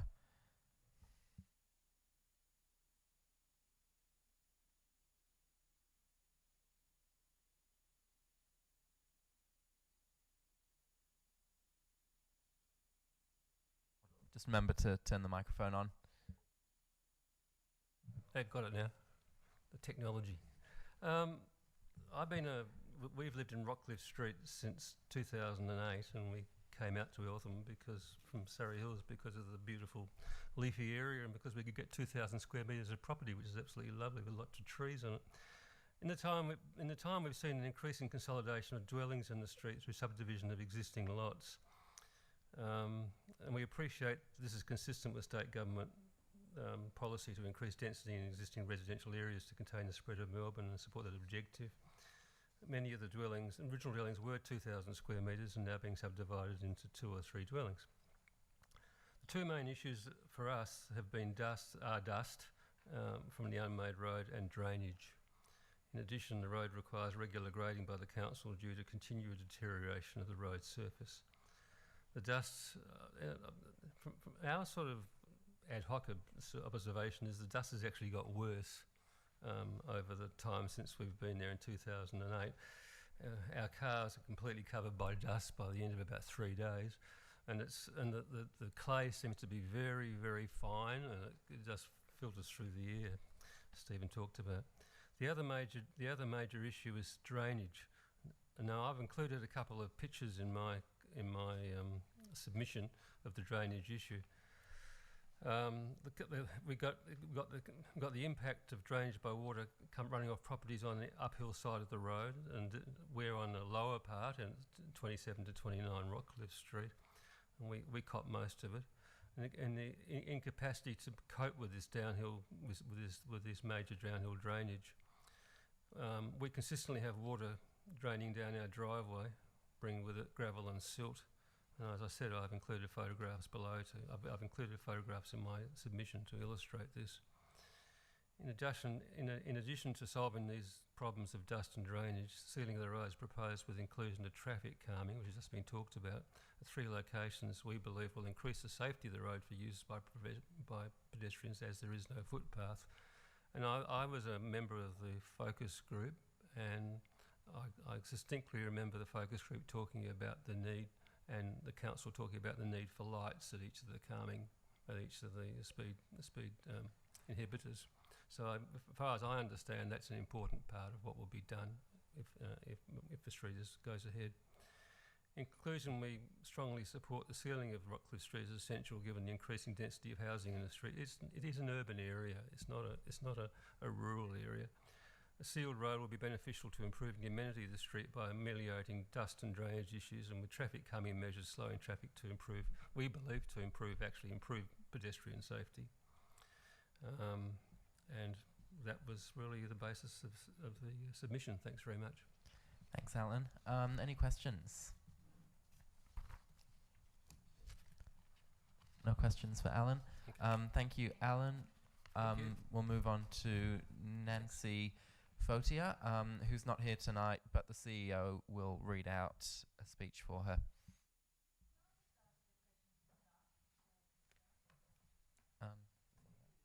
Yep. Through the chair. Through the chair, can you tell us whether there are have you done any investigations into traffic calming and or in that regard towards the scheme?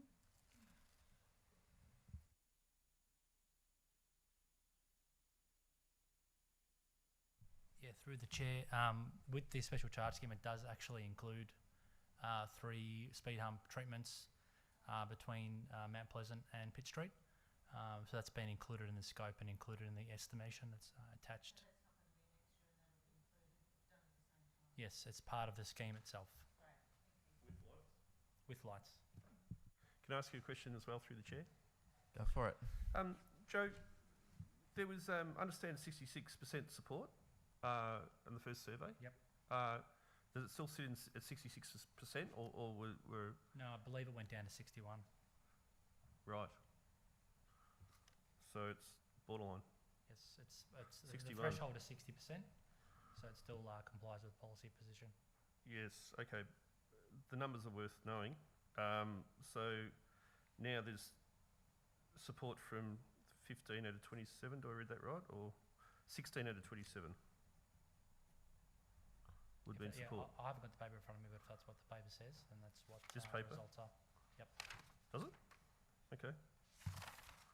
Read it again. Sorry, if it's not in the paper, I can take that on notice and get back to the specific numbers, just so we can be clear on what the numbers are in terms of the totals. Yeah, no, it's not in the paper. Okay. All right. I've just got one question through the chair.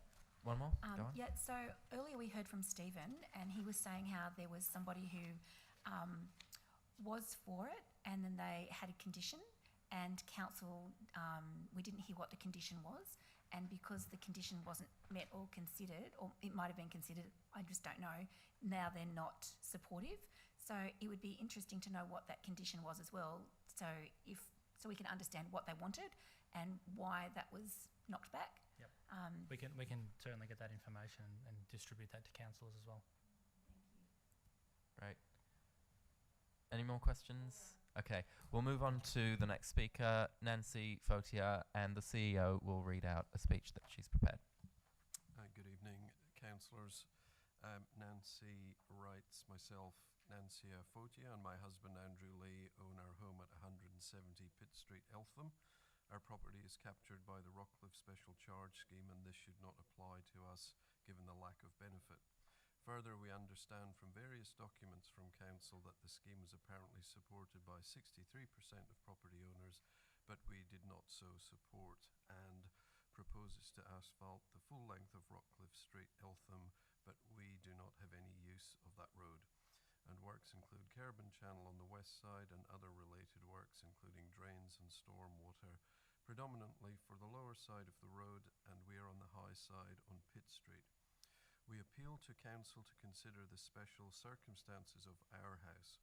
This includes that we do not enjoy a special benefit, and it would be unfair to apply the current proposed rateable value given the following reasons. 1. We live on Pitt Street and we only have direct property access to Pitt Street and no side access from Rockville Street. And Rockcliffe Street is a one-way street with no access from the Pitt Street end. Further, a traffic island in the centre of Pitt Street means that cars cannot make a right-hand turn from Rockcliffe Street to access our house. This means we cannot see any benefit or use. For example, we cannot obtain vehicular access, nor would visitors to our property through parking or otherwise. And the stormwater and drainage benefits appear to benefit the lower side, and an embankment is on our property side of Rockcliffe and is roughly 1 metre in height and further prevents any current or future benefit of additional street parking and access. We cannot see any pedestrian benefit either. There are no walking paths unless traversing from north to south on the opposite side of Rockcliffe Street. As comparing benefit to any other property, a property on Mount Pleasant Road, being the other end of the Rockcliffe Street, would enjoy greater benefit from the scheme as compared to our property. And B, the property directly opposite our sidage of Rockcliffe Street benefits from full pedestrian access on their boundary, off-street car parking and direct access to an engineered double driveway and garage. The properties on the right and left-hand side of the southern end of Rockcliffe Street, cornering Mount Pleasant Road, benefit from pedestrian access along their boundary and an engineered driveway with gate access into the side and back of their property. The existence of an apportionable rate as applied by the Special Charge Scheme Policy of August 2018 and as outlined in Section 6 of the Guidelines for Apportionment of Costs for Road Construction is not reasonable given our circumstances, and we do not derive special benefit. Under Section 185(2)(b), I believe that's time. So I might cut you off there. Thank you for reading that one out, and thank you to Nancy for submitting it. It's a shame we couldn't get through the whole thing. There are no more speakers, so can I ask for a mover? Councillor Payne. Yes, I'd like to move the motion as per the papers. I don't know if the maths adds up, but that the committee acting under delegation from Council 1 notes that 7 submissions and 2 objections, I thought I heard 3 tonight, but were received for the special charge scheme to construct Rockcliffe Street, Eltham, and 2 refers a decision regarding the formal declaration of the Rockcliffe Street special charge scheme to the next council meeting on the 23rd of February 2021. Thank you, Councillor Payne. Do I have a seconder? Chair, it was 3 objections. Was 3 So objections? Can we amend that to... Councillor Payne, would you like to amend your motion? Yes, please. Could we amend that so that 2 objections now reads as 3 objections, please? Thank you. Do I make that as a motion, a second motion? No, okay. Okay, so the motion is that changing the 2 to 3, and all other words stay the same. Do I have a seconder for that, Councillor Stockman? I'll second that, Chair. And also, if it's 2 people from the same household, is that considered 2 objections? You can ask that through the chair, I believe. Just to Laurie and Rex, you've got 2 objections put in, but you're both in the same household, is that correct? Yeah. So we'll just get confirmation on what the scheme policy is, if possible.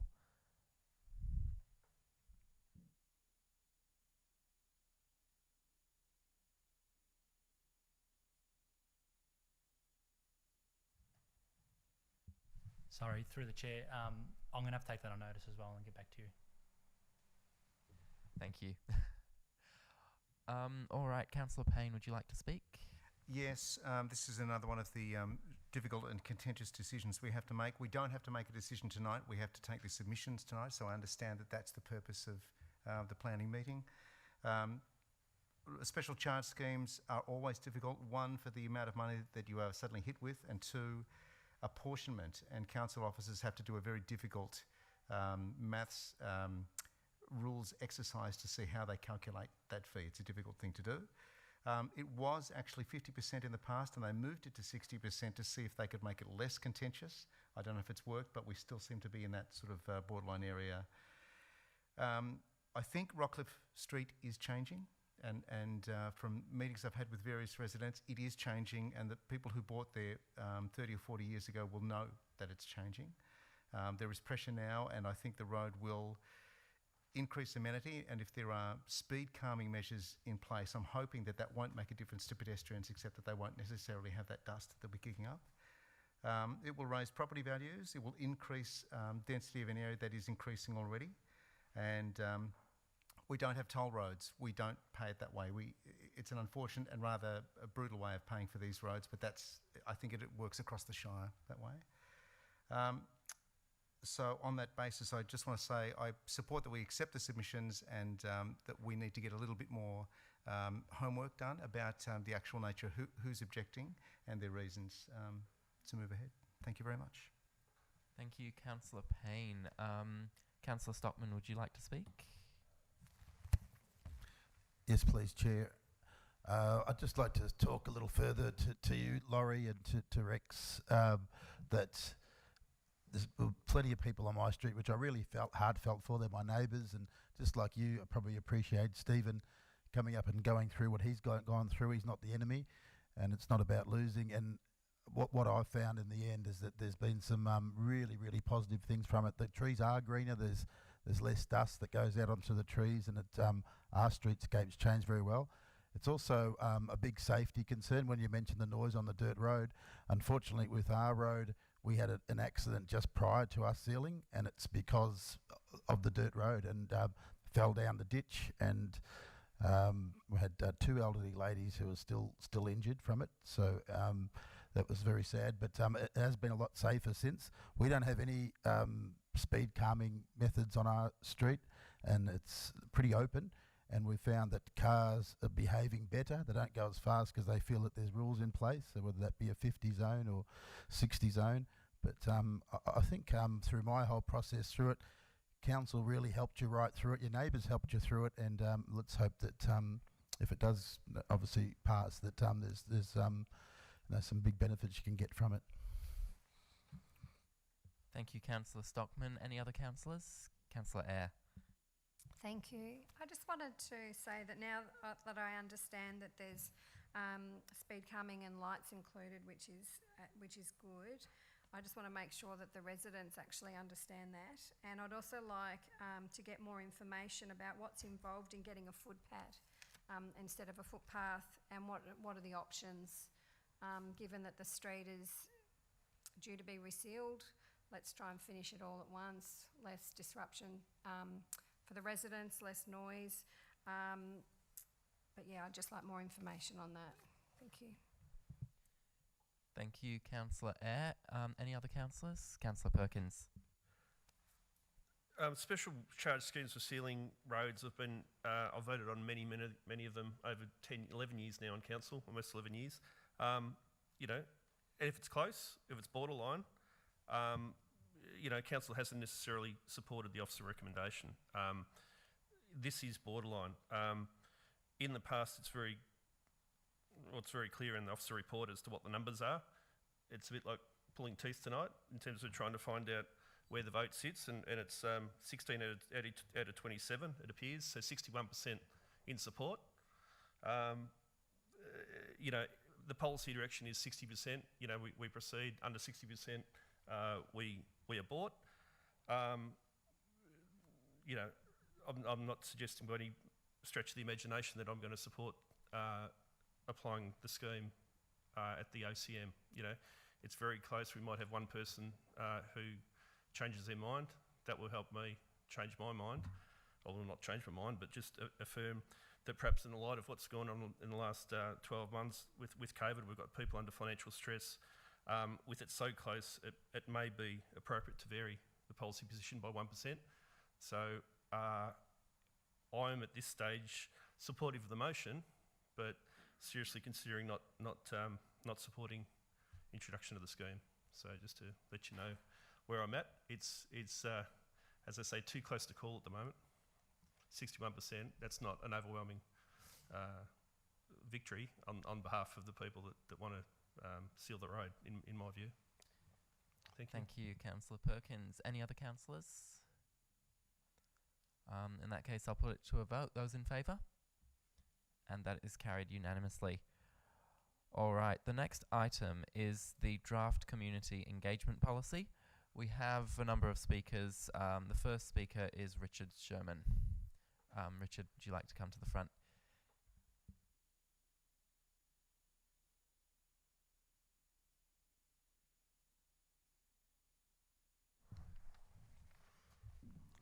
Thank you, Mr. Chairman. And thank you, councillors, for extending the period for comment on this matter.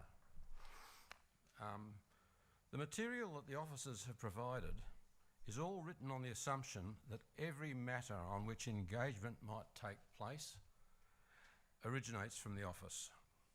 There is mention of two-way communication, but not two ways of initiating engagement.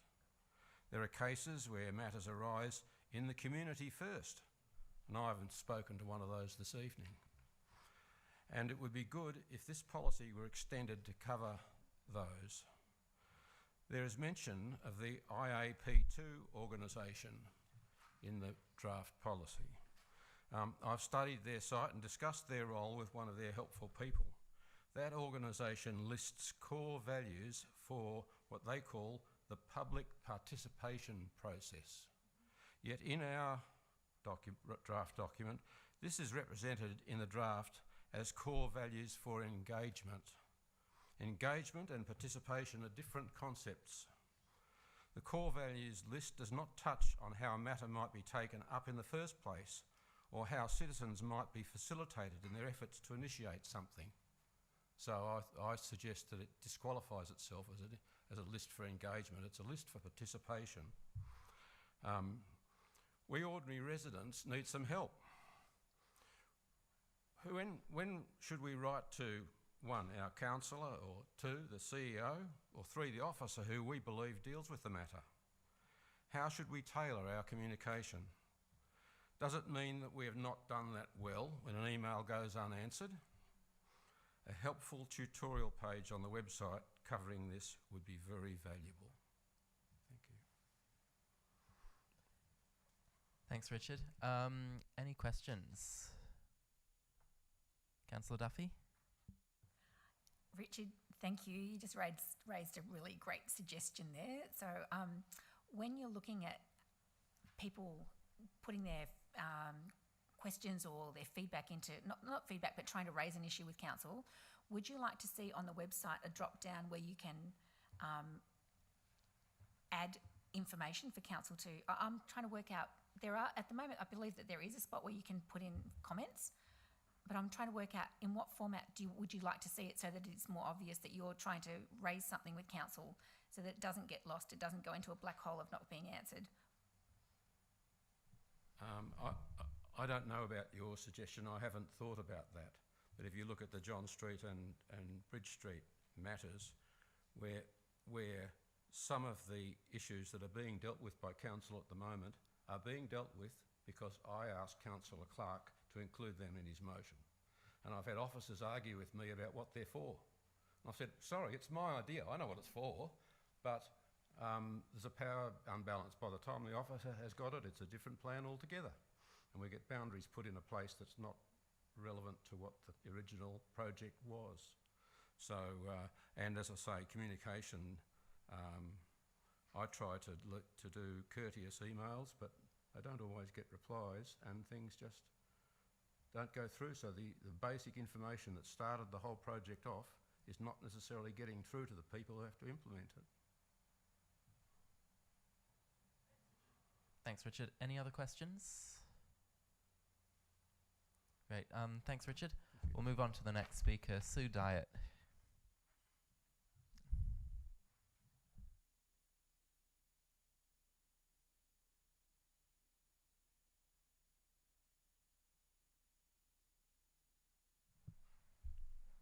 Thank you for the opportunity to speak. Richard obviously hasn't had the opportunity to read the amended document because I'm coming in here absolutely floored. For the first time in my life, I had made a number of suggestions on a submission, and I come in and I find they're there, including a change to dot point 3 or amend dot point 2 to include the words or an issue that the community wants council to discuss. And they've put it in. Mind you, you'd be hard pushed to realise that it was when you've got your computer and you're reading that, especially when the front page of the amended document says January 2020. Oh dear. However, I am absolutely delighted that change seems to be happening. Not only am I floored and everything I had written is gone, but I'll give you an example that I have got so fed up with being managed as a community person, not just by council in the past, but MRPV currently. There's a whole industry managing community. However, and I'm afraid that Alan's gone, but I did show him because he was one of the people I'm talking about. About 18 months ago, I and a few others, including Alan, thought that a council facility that is cherished by many was under threat of drastic change, and we wanted to become involved in a positive way and approached a number of appropriate council officers in the mid-2019, and then we found the metaphoric Trump brick wall facing us for about 6 months. There was an occasional crack of a meeting, but we didn't get anywhere. And then last year, COVID got in the way. And in December this year, we emailed and said, we'll have another go next year, new council, see what happens. And it was decided that I would write in February. In January, a letter came inviting us to a meeting. And everything is happening, it seems. So thank you. Kisses all round. Thanks, Sue. Just before you go, does anybody have any questions? we do have one from Councillor Duffy. Sorry, I asked too many questions. Sue, I'm really curious to find out more about what you were talking about. So you wanted something done and you were trying to facilitate that, and it's happening now, but what was it? What were you trying to achieve? Well, you and I are having a cup of coffee tomorrow, and you'll hear more about it. Okay, great, thank you. Any other questions? Great. We've got one from Councillor Stockman. Sorry, I just wanted to ask what time your coffee is, because I think I'm having a coffee at 7:30 and also maybe 3 o'clock tomorrow with you. Do you want to be part of it, Richard? No, I was just asking what time your coffee was if you were having a coffee.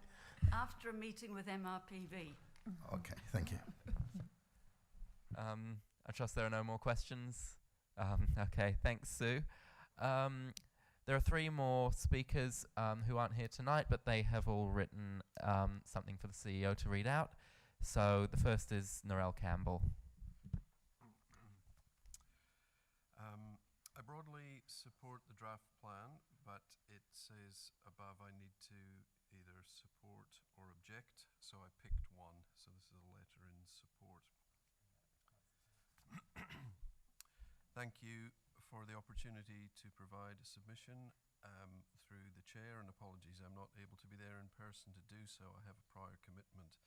Overall, the plan is an improvement over previous plans, and it demonstrates a commitment by council to comply with the requirements of the Act. This is welcomed. Goodness. Specifically, shall I start again, or? Okay. I want to do Narelle's a fair service, so sorry if that wasn't all that audible. Specific items I think the plan would benefit from addressing further are below. The plan is still not clear if council plans to engage with everybody or with residents and ratepayers in Nillumbik, or with people directly involved in and impact by council decisions, strategies, plans and laws. My view is council should only engage with people directly involved in and impacted by a council decision, strategy, policy, plan or law. When everyone has a say in everyone else's business, it undermines self-determination and resilience. It also lacks respect and is interfering. Why should council decide anything based on what people who are not directly involved and not impacted on by something think? Contemporary design universally involves those directly impacted upon by things in responding to them, to the conclusions of others. Why not council? This would be more fair and equitable and supportive of human rights. This would represent a significant change for council, however, would reduce the harm, bullying, harassment and intolerance and escalated risk, particularly to rural residents and ratepayers, historic council practice has encouraged. The plan would benefit from addressing and clarifying the issue to better serve resident and ratepayer needs, in my view. My view is council should not engage with political lobby groups and their members too. Pick one or the other. Why double dip all the time? When picking one, keep in mind that lobby groups are not involved in or impacted on by council decisions. People are. Council has no responsibility to lobby groups and they do not pay rates. People and businesses do. Lobby groups are not residents or ratepayers. They are lobby groups and their job is to lobby council. And now they also sponsor councillors. Also keep in mind that for the most part, these groups only exist because of failures by council to communicate and engage effectively over the last 20 years. I recognise this is tricky because many of the 7 councillors are sponsored by political lobby groups, but that does not mean the feedback is any less valid. It just means we have a councillor group where councillors are sponsored by political lobby groups. For these councillors, conflict of interest disclosures are really important, and this is a governance issue for council to manage. It is not a communications and engagement issue that should impact the broader community. The plan would benefit from review in this area.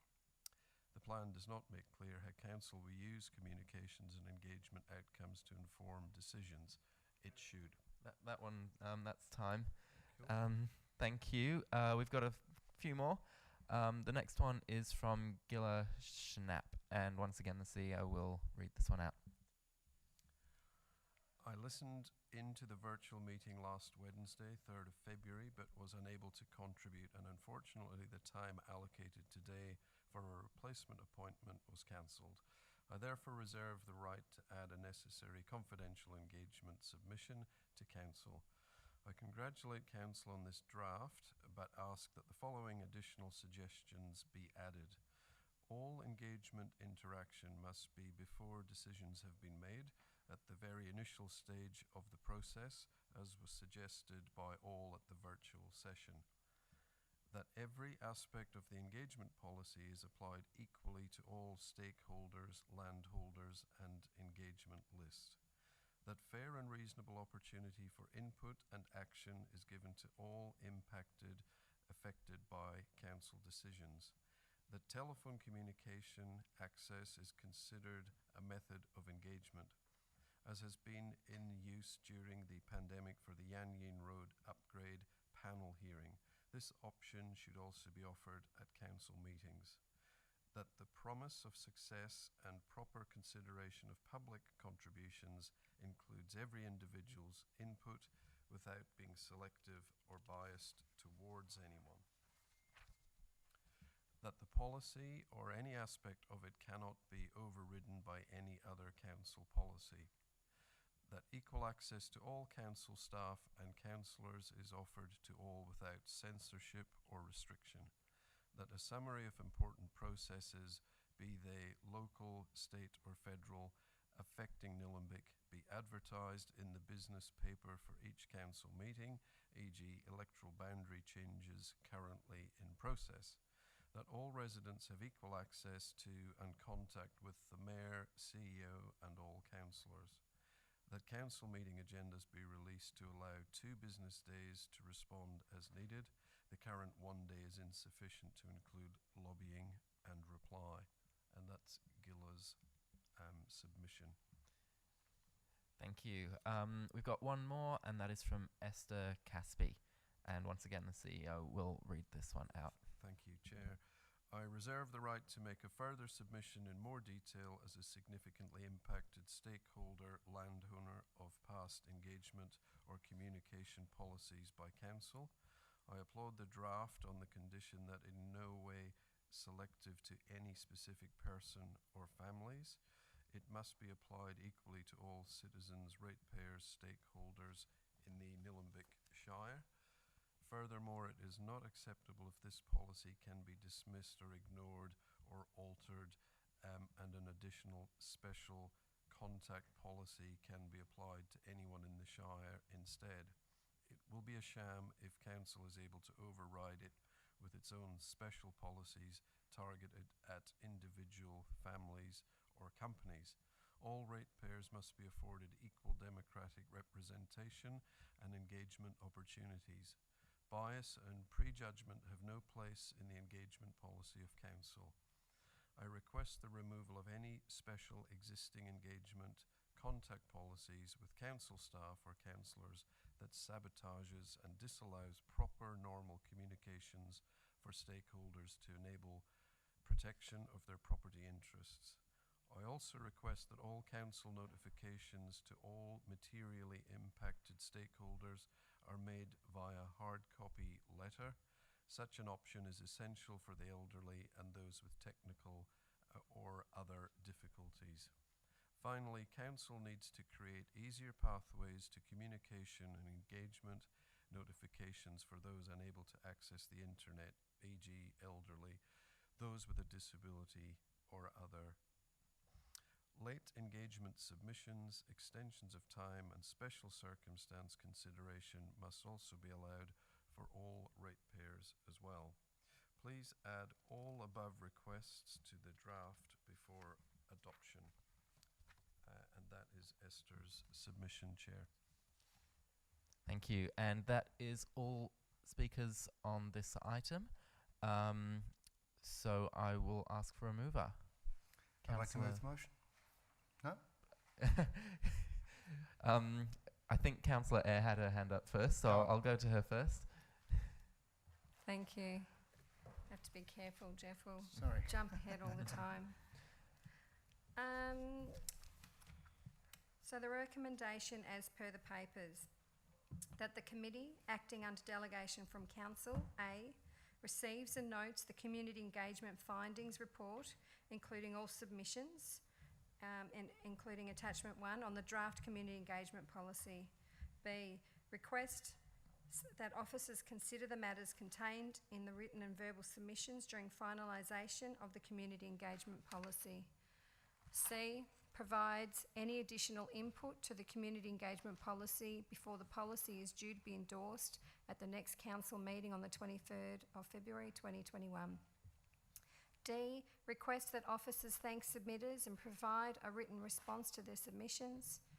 And E, notes that the final community engagement policy will be designed and presented to Council for adoption at the Council meeting on the 23rd of February 2021.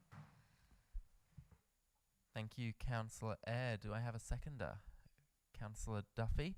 Councillor Eyre, would you like to speak? Yes, thank you. I just wanted to say that no matter what policy, procedure, strategy we have, we can always improve and value add. So it's important to have a policy with steps, processes and actions that are achievable and workable to take when engaging with community for officers and us councillors too. I'm pleased to see that these practices will be built in from the start of any projects and programs, including the numerous policies and strategies that need review this year and going forward.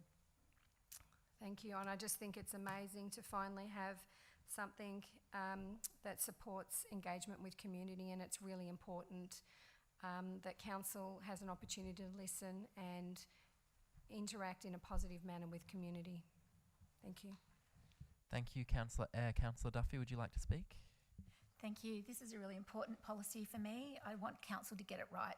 I think we need, council has tried to engage with the community.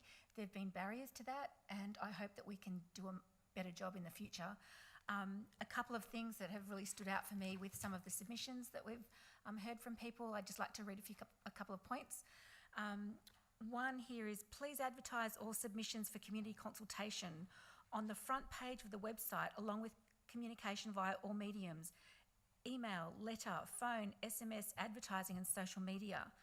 I think that's a great idea to have it on the front page of our website. The comments, and the difficulty of trying to get to our participate page is one area that we could improve on. And some of the suggestions that people have put through in their comments about the policy are really helpful and practical things. A comment here is, many of us have felt enormous frustration over recent years at the choice of stakeholders who've been included in or excluded from the community engagement consultation process. Community engagement needs to occur when there is an issue that the community would like to have addressed, not just when we have things that we would like to have feedback from the community on. And this is a really big one, and we've talked about it as councillors. Keep it simple. Keep it easy to understand in language. So in the way we talk to the community, we just need to make it easier for everybody to understand and not so complicated. That's coming out loud and clear. And two last points. Transparent. The council should commit to an annual report on community engagement that reports to the community how many consultations were undertaken and how many people were actually involved and what the outcomes are. I think that's an important point because, we do a lot of community consultation, we have a lot of engagement, and sometimes it's exhausting and people miss putting in their opinion about things that matter simply because we're all busy and there's overload in so many different areas. So in our engagement policy, there are lots of things that we need to look at, making sure we maximise the way for people to be able to engage with us and for it to be meaningful. And lastly, just a comment from one of the submissions that I heard tonight, and I agree that nobody should be bound as councillors in our decision making. And I heard somebody say that many of the councillors are now sponsored by lobby groups. And I'd just like to reject that assertion because I'm certainly not sponsored by anybody to be here. I'm here as an individual and I'm making my decisions in the best interest of the community and the individuals that speak to me. And I'll let other councillors speak to that if they wish to. But I'm excited about this and I hope we get it right. I'd like to thank the community for all of the feedback that they've given so far. Let's hear what comes out of this. Thank you, Councillor Duffy. Would any other councillors like to speak? Councillor Perkins? Thanks, Councillor Amshan. Probably just in terms of community engagement, like this whole process tonight, the future Nillumbik meeting soon to be called the community consultation meeting. This is where it's a real opportunity for people who are materially affected by a change that council is making. They can come and speak to the whole council group. It's the best form of community engagement. The process is that there are changes that council makes, and there's a requirement under the Local Government Act for council to hear submissions. So members of the public, if they're materially impacted by the change that we're making, they can write a submission to us, so they're writing to council and they get to follow up that submission by coming here and speaking to it verbally. Like, that can make a really material change. It's not about, for us as a council group to sort of think, oh, well, there's a policy that says at 60% we implement the scheme, at less than that we don't. We're people, the people submitting are real people, and we can either follow policy or not. But all that comes as a result of engaging and listening to our residents. So I just sort of think, what we've heard tonight from residents who are materially affected. Some of them want to have these special charge schemes. Some of them don't. But it's a very open and transparent process where they're talking to us. They're asking us for help. To either go one way or the other, and we make a decision on that. So a lot of other community engagement, it is filtered through the lens of the officers, where the officers will do the background work and will get a report of some form, and that's presented to us. But in its rawest form, the community engagement required under the Local Government Act, where members, ratepayers, make submissions direct to us. I think that's a very powerful way for the public to engage, and I encourage it, and I hope we'll get to do this better. We'll get to move our community consultation meetings around the Shire and have more and more people here, because a lot of people can't like to come to the ordinary council meeting, but this is one where people really get to have their say. The ordinary council meeting, people can ask a few questions at the start of the meeting, but yeah, in my view, the action's all here. So thank you. Thank you, Councillor Perkins. Any other councillors wish to speak? All right, in that case, I'll put it to a vote. Those in favour? And that is carried unanimously. All right, the next item is the Integrated Community Planning, Our People, Our Place, Our Future. There are no speakers on this item, so I'll ask for a mover. Councillor Payne. Yes, I'd like to move the motion. I think there have been amendments to this motion, so I'll go through those now. Read them out. Okay. The motion that the committee acting under delegation from Council 1 notes and endorses A, the proposed timelines for the Integrated Community Planning Engagement Approach, Attachment 1, and B, the proposed survey content subject to some minor changes to be finalised by the Exec Manager, Business Transformation and Performance, including adding youth development as an option under inclusion, moving community resilience as an option from under inclusion to resilient and safe, adding rural land management as an option under open space and sustainability, and the revision to the categories under the asset plan question to better benchmark the feedback received in attachment 2. And C, the proposed community engagement plan subject to moving the virtual session on the 20th of February to the 27th of February to provide sufficient time to register following the official launch of this community engagement on the 15th of February 2021. Thank you, Councillor Payne. Do I have a seconder for that? Councillor Egan. Councillor Payne, would you like to speak? Just to say that this pulls together so many of the council plans that have just been talked about. It's very important that we make this work, consult with the community on a number of levels so we can get our community vision and strategy right. Thank you, Councillor Payne. Councillor Egan, would you like to speak? Thank you, Chair. Yes, this is to cover off a whole lot of policies and strategies, which are statutory ones, as well as a couple of others that we have to do by October. So the poor public would have absolutely engagement overload, which is one reason we've tried to do this all in one go, and it covers a lot. And we've also got incredibly tight time frames. So this way we can do it all in one go, but hopefully cover off everybody's opinions. So we've got things like the MPS, which is a planning scheme one, which is due for adoption in June. Community Vision, which is, the rest are all October, and a lot of them are to do with the new Local Government Act 2020. The Council Plan, the Municipal Public Health and Wellbeing Plan, the Financial Plan and the Asset Plan. So avoiding duplication and mitigating the risk of engagement fatigue is why we're doing them all together. So it'll probably give people a little bit of insight into like an overall view of it. So I fully support the motion. Thank you. Thank you, Councillor Egan. Would any other councillors like to speak? Councillor Perkins? Yeah, thanks, supporter. Haven't got a lot to say, but just looking at the survey, I just noticed about you, gender identity, male, female, other, and age. We've got the youngest age is 15 to 24, so just hoping officers can include a box for under 15. It's a significant demographic in Nillumbik, and they can read and write and think. People under 15, so if we can include a under 15 box, that'd be great. Thank you. Thank you, Councillor Perkins. Would any other councillors like to speak? Councillor Eyre? Thank you.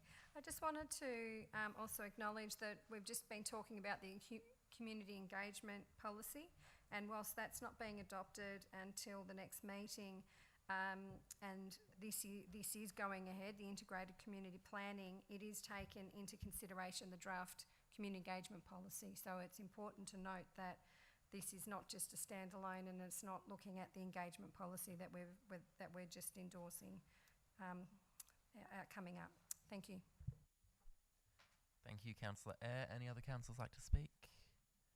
In that case, I'll put it to a vote. Those in favour? And that is carried unanimously. All right, we've got one item to go.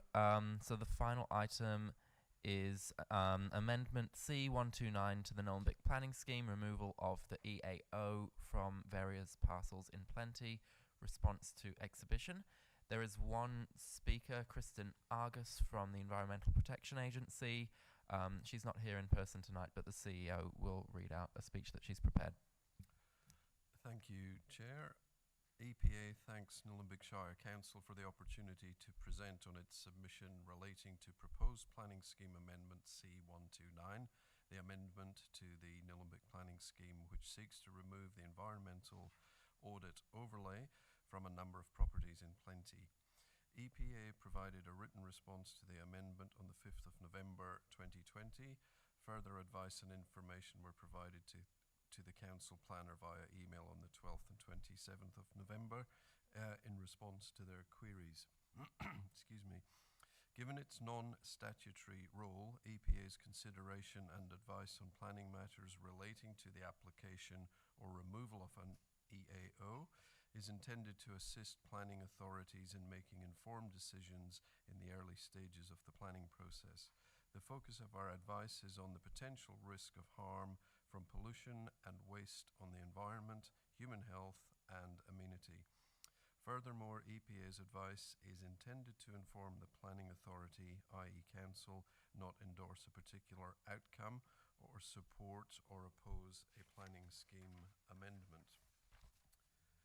In considering the proposed amendment and providing advice to Council, EPA recommended that in forming an opinion as to the appropriateness of removing the EAO, Council should satisfy themselves that the environmental condition of the land is suitable for sensitive use, given that the remediation and validation of the remediation in this case has not benefited from the oversight of an environmental auditor, and ensure that all conditions listed in the Statement of Environmental Audit have been complied with, or confirm the actions undertaken and referred to in the Section 173 agreement have been carried out in a way that would satisfy the environmental auditor.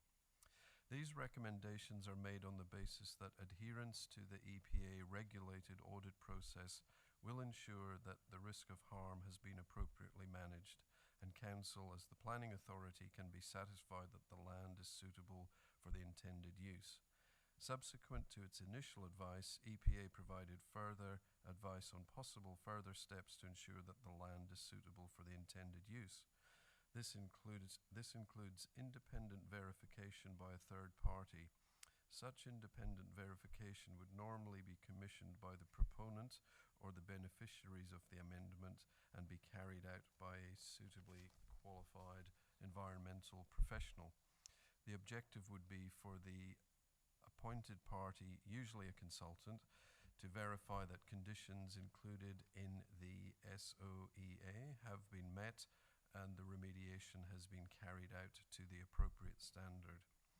EPA takes this opportunity to note that, like many other environmental issues... that is time. So thank you, Kristen, for submitting that. It's sorry we couldn't get all the way through it. There are no other speakers to that item, so I'll ask for a mover. Councillor Stockman. Thank you, Chair. I'll move a motion to support the officer's recommendations as per the papers. Thank you, Councillor Stockman. Do I have a seconder? Councillor Payne. Councillor Stockman, would you like to speak? I just think with this, when we discuss it a bit more, it's just about moving forward, and it's quite complicated in a lot of ways, but we have had a look at it, and it's just about doing what we need to do. There's people that want to move into their homes, which is very important, and we're taking that into consideration, but also too with the letter that the CEO just wrote, there's some very important processes to go through as well. Thank you, Councillor Stockman. Councillor Payne, would you like to speak? Would any other councillors like to speak? Councillor Perkins. Look, happy to support the motion at this stage, but I certainly would like the full letter if that could be emailed to councillors for the CEO and any other submissions that have been read out, if that could happen. Thanks. Thank you, Councillor Perkins. Just note that we did receive an email shortly before the meeting with a copy of all of those submissions. Would any other councillors like to speak? In that case, I'll put it to a vote. Those in favour? And that is carried unanimously. All right, there is no supplementary or urgent business. There are no confidential reports. So I declare the meeting closed at 9:39 p.m. Thanks, everyone.